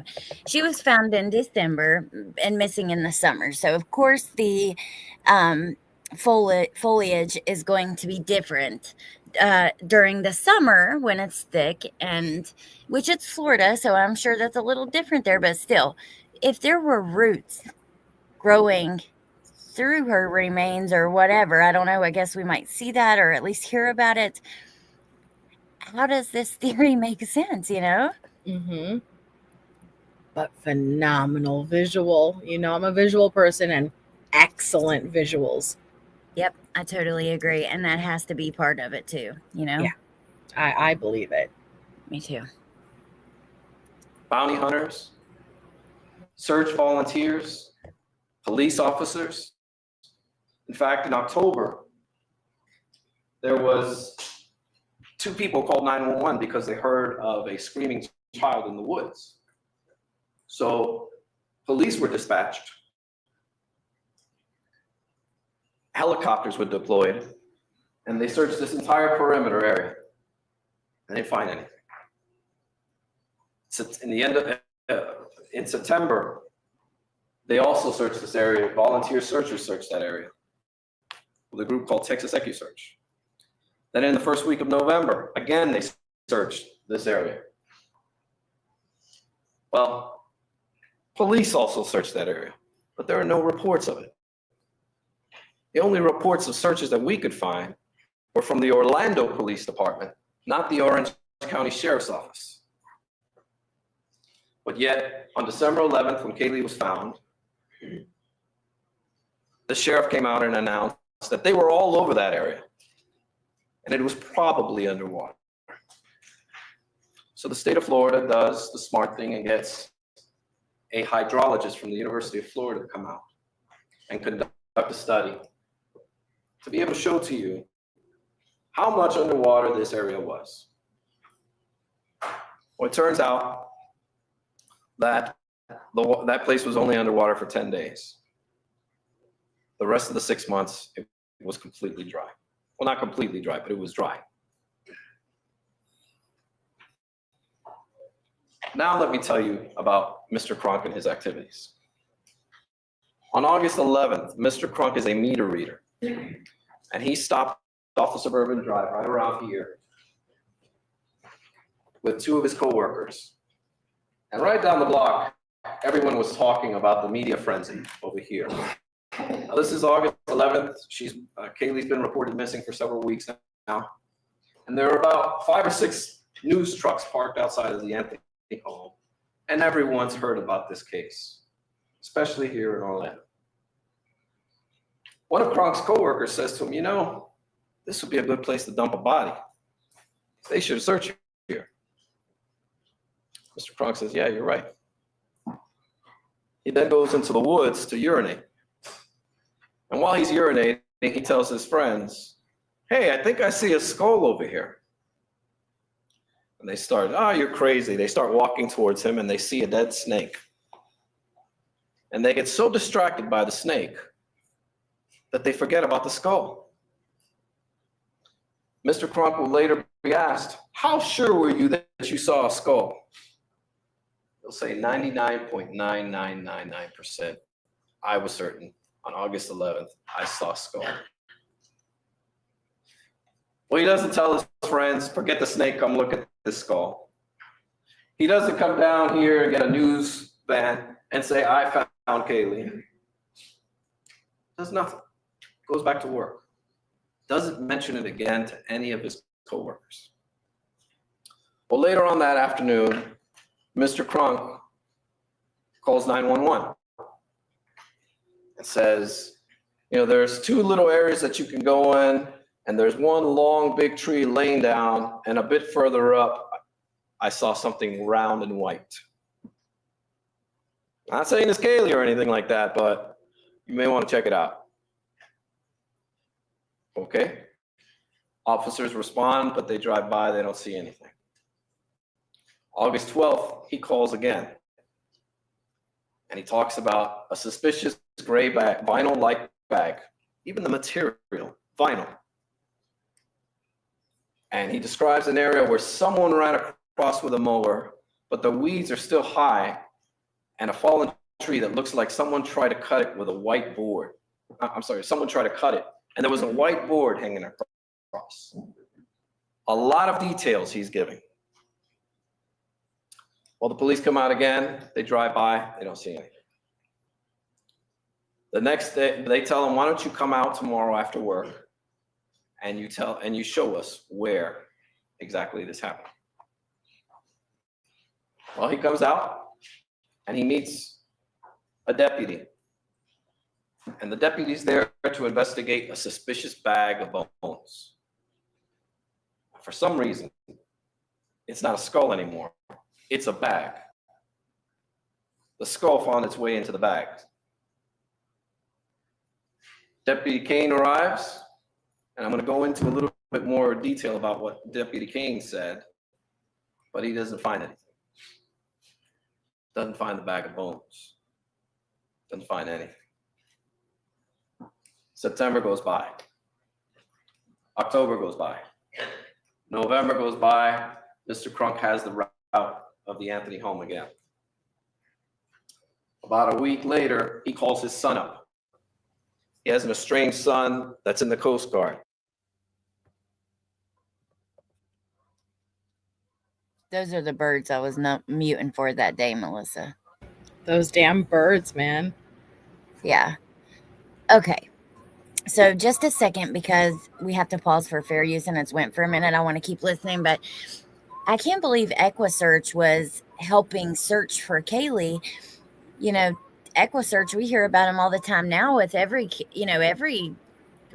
missing case that you hear about that went for a while and kind of makes mainstream news. At least I usually hear them connected, and that's Tim Miller founded EquiSearch. I believe he's the founder. His daughter passed away, and that inspired him to search for missing people, and they found a ton of missing people. I've donated to them from this channel. Yep. Yeah, and they're awesome awesome little nonprofit, or not little, but an awesome organization. I just can't believe that they helped it in this search. That's wild. Mm-hmm. It is. Yeah, I didn't realize that, but I remember when you donated to EquiSearch. Yeah. Look, Gidget said, because this shit's for the birds. Sorry. She was a missing person too, his daughter. Okay, interesting. Yeah. He's an awesome man to do that. I can't imagine something like that happening to your baby and you turn it around to help other people. So I'm fixing to donate now. I wish they were approved through YouTube, because we could do one of these lives. I would do like set up with them, but I don't think they are. I didn't see them last time, but I can look. But okay, anything else you got before we keep listening? That's all I wanted to say, just to give some favors. And honestly, I was gonna wait until I heard the birds, and I was like, I need you to hear these because that night. So that's all. Oh wow, Pointer Lover. His daughter was 14. Wow. Sad. It is. Okay, are you guys talking about being in the over 50? I don't know what you guys are talking about, but I'm so sorry for whatever you're going through, because it sounds, sad. Okay, ready? Mm-hmm. Son will come here and testify and tell you, my dad called me and told me I found Kaylee's remains. Watch for me on TV because I want to be rich and famous. This is almost a month before he finds Kaylee's remains. December 10th, Mr. Kronk, his car breaks down and he has a bill of $1,084. This is significant because he's broke. It's time to cash in his lottery ticket. December 11th, the very next day, he has the route again. As luck would have it, he has to urinate and goes into the same wooded area and finds Kaylee's remains.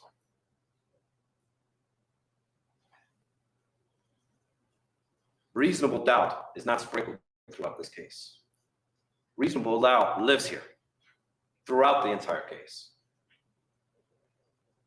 You will not be able to trust a thing having to do with Mr. Kronk because he had control of Kaylee's remains for obviously several months. Where he found her, we do not know, nor will we ever know. And the reason for that is because the police never investigated him. This was their three-legged pony, and they were going to ride him to the finish line no matter what. Mr. Kronk says that on the 11th, he goes to urinate and sees a plastic bag. Okay, he sees a plastic bag. He hits the plastic bag and he hears a thud. Then he takes his meter reader stick and he lifts the bag up and a skull rolls out. Again, somehow the skull made it into the bag and now a skull rolls out. And they ask him, is there anything else you want to tell us? And he doesn't say, yeah, I called you 4 months ago, 3 times. He doesn't say a word. Now, he may come up here and lie and say, yes, I told him. In fact, he does. He says later, he says, I did tell the police, but they told me, keep quiet about it. You don't want to say anything about that. That will be what we call a conflict in the, yes, I told him. In fact, he does. He says later on, he says, I did tell the police, but they told me, keep quiet about it. You don't want to say anything about that. That will be what we call a conflict in the evidence, because the police will thoroughly deny that they told Mr. Kronk to shut up and not say a word about calling back in August. Well, several days later, they have to go straighten out this story. They can't have skulls rolling out of bags because, as Mr. A. Burdick told you, that duct tape to them is the only thing they have. The duct tape that George had. They can't have That- a skull because the mandible In where the she was center placed guy. was directly underneath in the proper anatomical position. Wait, let me Skull see. rolling out of the bag. He You're is gonna- so you're gonna end up- expressionless. Like his thing they expressions say have. everything. Look, it's the only thing they have. Perfect. Watch. Press play. Okay. The duct What? tape that George had. What? They can't have a skull because the mandible where she was placed was directly underneath in the proper anatomical position. I like him. Yeah. Like- Oh, throughout the whole thing, I keep watching him. My eyes are drawn to him because he keeps doing it.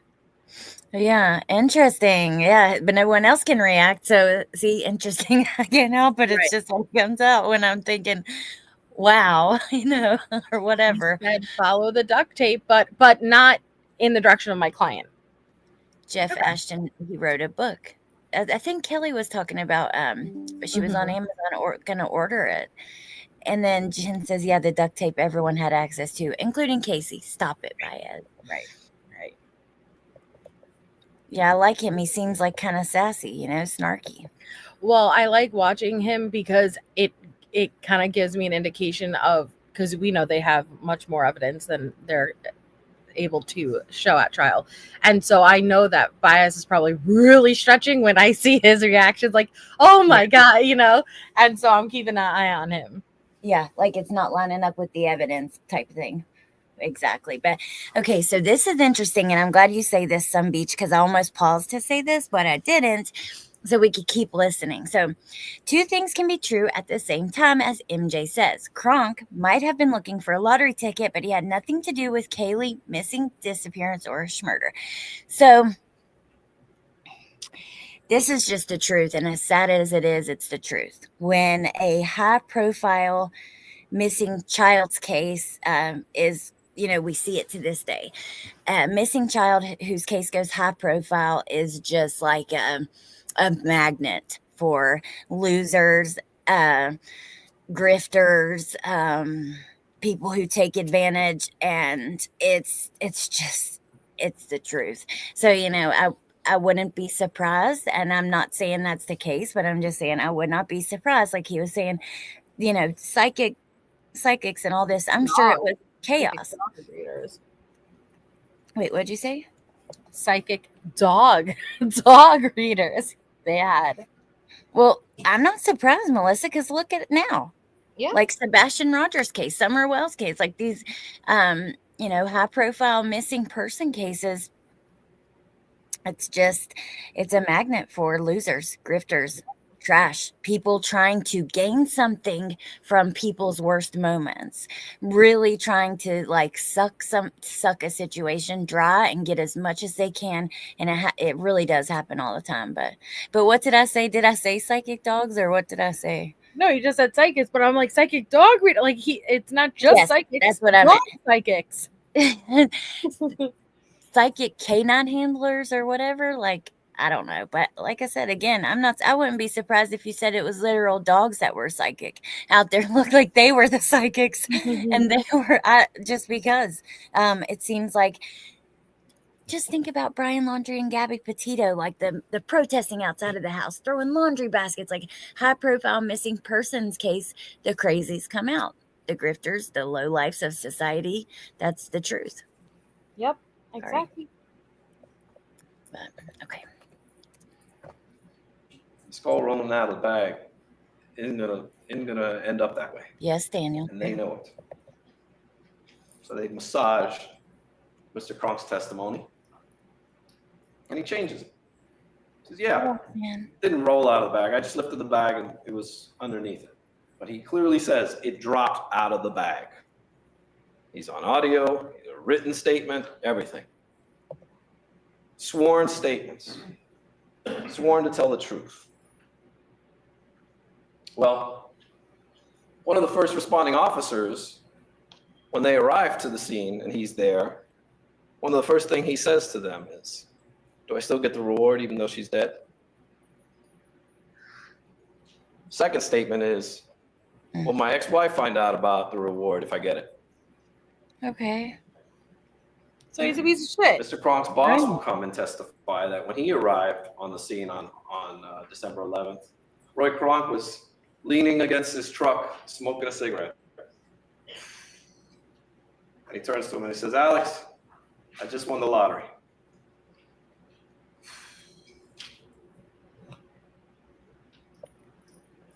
The police want Mr. Kronk to stay quiet. They don't want these people getting at him. They don't want the media getting to him. So they ask him, "Please stay quiet." Exactly, Sun Beach. His response is, "Roy's got to eat too." Sorry, fellas. So what does Orange County do? What does the great Orange County do? They hire him a We're past that halfway point, so when he finishes this point, we'll stop, okay? Or tell me if you should I just stop it now, or what do you think? Whatever you want. I don't care. I just want to make sure to like stop at a point that's good for you in the chat or whatever. It doesn't matter to me. Yeah. I mean, you could wait till he finishes Roy Kronk or whatever you prefer. Okay, we'll let him like get to the end of a sentence that pauses, and then we'll Okay. lawyer, and they pay for it. Orange County pays for a lawyer for this man to represent him. Ooh, And Jamie. then he becomes his media agent. And the very first interview that Mr. Kronk gives is to Good Morning America, where he licenses them a photograph of a snake. Okay, so I think we'll pause here because it'll be easy. We'll get back to Roy's Good Morning America interview. Let me search an article, see if an article from them comes up from that, though, just so we can look at it before we go. Good. Did he say a snake? Yeah, a snake. That's what I heard. He licensed Okay. a picture of a snake. Okay, so is this it? ABC News exclusive. Meter reader Roy Kronk denies tip to Kaylee's body January 13, 2009. Here's that interview. Yeah, look. January 13th. It's this interview right here. Interesting. Should I pull up the article or what do you Sure. think? Okay. I wonder if they'll play this at all in trial. Do they, you guys? And oh, did you see Jamie said George is up first? I didn't Yeah. realize that. I know. We got to prepare ourselves. Mm-hmm. I'm glad we're not done with it. Yeah, we'll probably be back on your channel when we start George because we'll do the second half on my channel.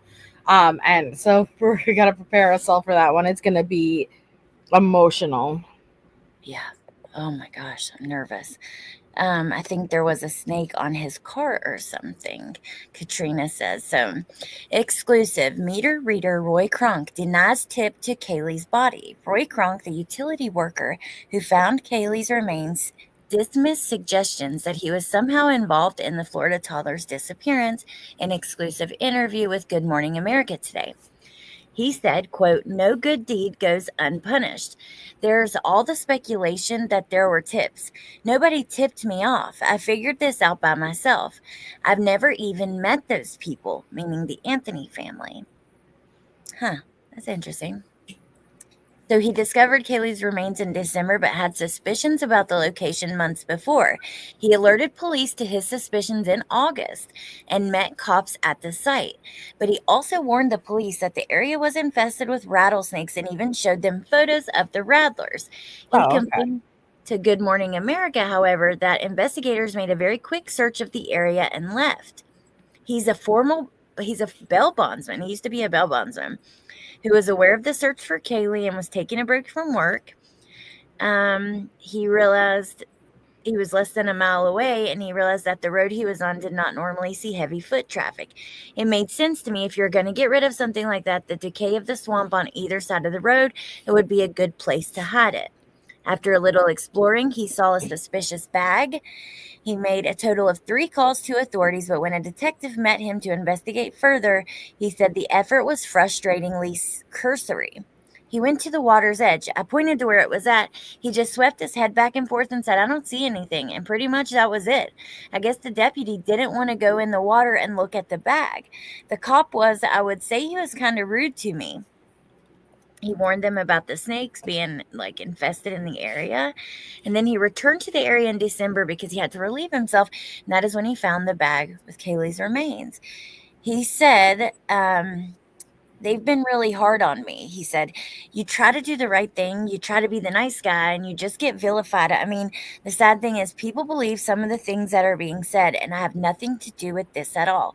I tried to help put a little closure to that poor child, and she got a decent burial at the end of this. That's what I tried to do." No, I will say it sounds pretty sketchy. Yeah. So far, but I'm gonna wait till I see what comes out in trial. But yeah, it is weird if he called multiple times, said he saw it, they didn't come, they came, but they didn't actually go in and look. And yeah, okay, weird, but doesn't necessarily mean he had anything to do with anything versus, I don't know. Yeah, agree. Let me see if he comes on. Here it is. Let's just watch a second of his body language right here. Roy, first of all, thank you very much for joining us this morning. We appreciate your time. Can you just take us back and how you went about discovering the remains? Well, August 11th was the first time I was ever assigned that route. And we got done with the route about 1:30, and we don't have to be back to the office until 2:30. So we found the only shady spot there was. And if you look at the place, where that area of suburban where the body was found, it's a swamp on either side of the road. And the only thing down at the end of the road is the school, the elementary school. So at that time, school wasn't in session.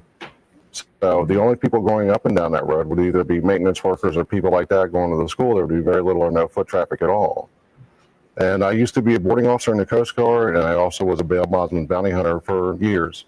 And it just kind of made sense to me that if you were going to get rid of something like that, with the decay of the smell of the swamp decay on either side of the road, it would have been a great place to hide it. And so you make this discovery. Wow. I mean, I'm gonna wait to reserve my judgments for when we get into it a little bit more. I need to know more of the details of when she was recovered in that area and stuff. Sorry, I had to cough. Yeah, same. I think that's a good idea. We'll hear testimony here from the investigators. That's pretty interesting. I don't know, man. It's weird. You know, like, even if I think something sketchy, the most I'd be considering is like, hey, did you happen to spot it before? And then, like, you know, wait and try to go about it a certain way, and then it didn't work out and then went back. But that would be the most, you know, like, Yes. and maybe like moved. I don't know. That's what I'm saying. Let me wait till reserve after I hear everything. I'm wondering, did he not move it? But let's say he called it in August. They didn't really look, and then he sees it again, and he actually opens it, sees for sure. Like, I don't know. Does he go more into it than he explains? What, or is he like, you know what? I know that's a little human body down there. I've tried to tell them, they're not listening. There's a reward. I'm getting that reward. I'm gonna try again. I don't know. I'm gonna have to wait to hear the details to see if there's anything that leads me to believe the body was moved. Okay. Well, I mean, if roots are growing in it, you know, it's like, Yeah, that's a great point. so I don't think so. Maybe he just, like I said, he's like determined to get that money, and they're not listening, so he keeps going back to call him back. Yeah, I don't know. maybe. But it is a little weird. a bit, but you know, I'm like, all right, let me wait to see what happens. Versus again taking what Jose is saying in opening statements as fact, because it's not. Well, yeah, and you know, they say that, and I've heard it in other trials. They'll literally tell you what the attorneys say is not evidence. That should not go into your decision. The only thing that is evidence is what we label as evidence, the testimony and the actual physical evidence, you know, Right. not what they're saying. That's just, you know, their opinion, their words, what they're saying. That's not evidence. And the judge said that at the beginning. We heard that before state got up for their opening statements. The judge said to the jury not to take what the lawyers say during opening statements as evidence. Did he say it in this one? Mhm. Yeah. Okay, And then it was right after that I jumped forward. okay. Because, yeah, I guess it didn't register for me, but I know I've heard it before, so that makes sense. Weren't the roots grown into the bones? Right, Aaron, that's what I was saying. I don't think it could have been moved then, but I don't know. But you are so pretty. What a nice picture, Aaron. It's a beautiful photo. Well, Melissa, oh my gosh, I could keep going forever and ever, but you have to work. We have to get up for school in the mornings like we all do, and it's just, we need to go, but I could continue. I'm just letting you know, like, I'm still like fully in this and just looking so closely at my computer screen. I could sit here for like 2 more hours, but I know. Well, we'll be back very soon, guys, and we'll do the second half on my channel, and then we'll start with first witness George Anthony back here, and I'm really excited.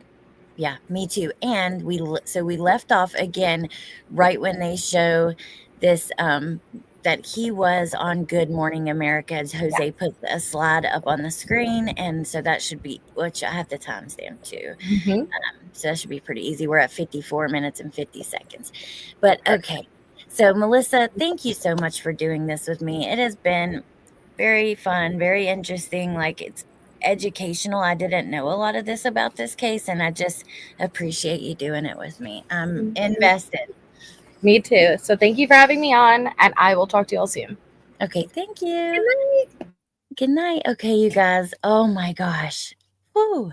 I don't know. It's gonna take me a minute to get tired to go to sleep because I'm just adrenaline. But thank you guys for being here. thank you for, listening, going through this with us. I really appreciate it. A couple things. So if you don't know, there's a playlist on both of our channels under the playlist section that will have every live on it from this series.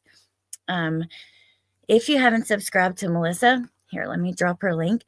And then I'm going to drop, let me see, the article I was just on about him being found. And, I don't have the interview up anymore, but yeah, and I just appreciate you guys. I think there was something else I was going to remind you of, but now I've forgotten. So anyways, I hope you guys have a great night. Thank you for being here. Sorry, we kind of went a little bit late tonight, but let me know. Are you guys like having the adrenaline rush still? Because that was intense. It was tough. I don't know. I have so many thoughts, but I can't even put them into words. So I'm going to end this. I will say goodbye for 20 minutes just because I miss you guys and I like to chat with you. So I'm just going to press end so I don't keep you here for like nonsense circle talk for another 20 minutes. I hope you guys have a great night. I will see you soon. We'll let you know as soon as we're on to the next episode. And I'll see you guys tomorrow no matter what. I hope you have a great night. Talk to you soon. Thank you to the mods. Thank you to the chat. Bye.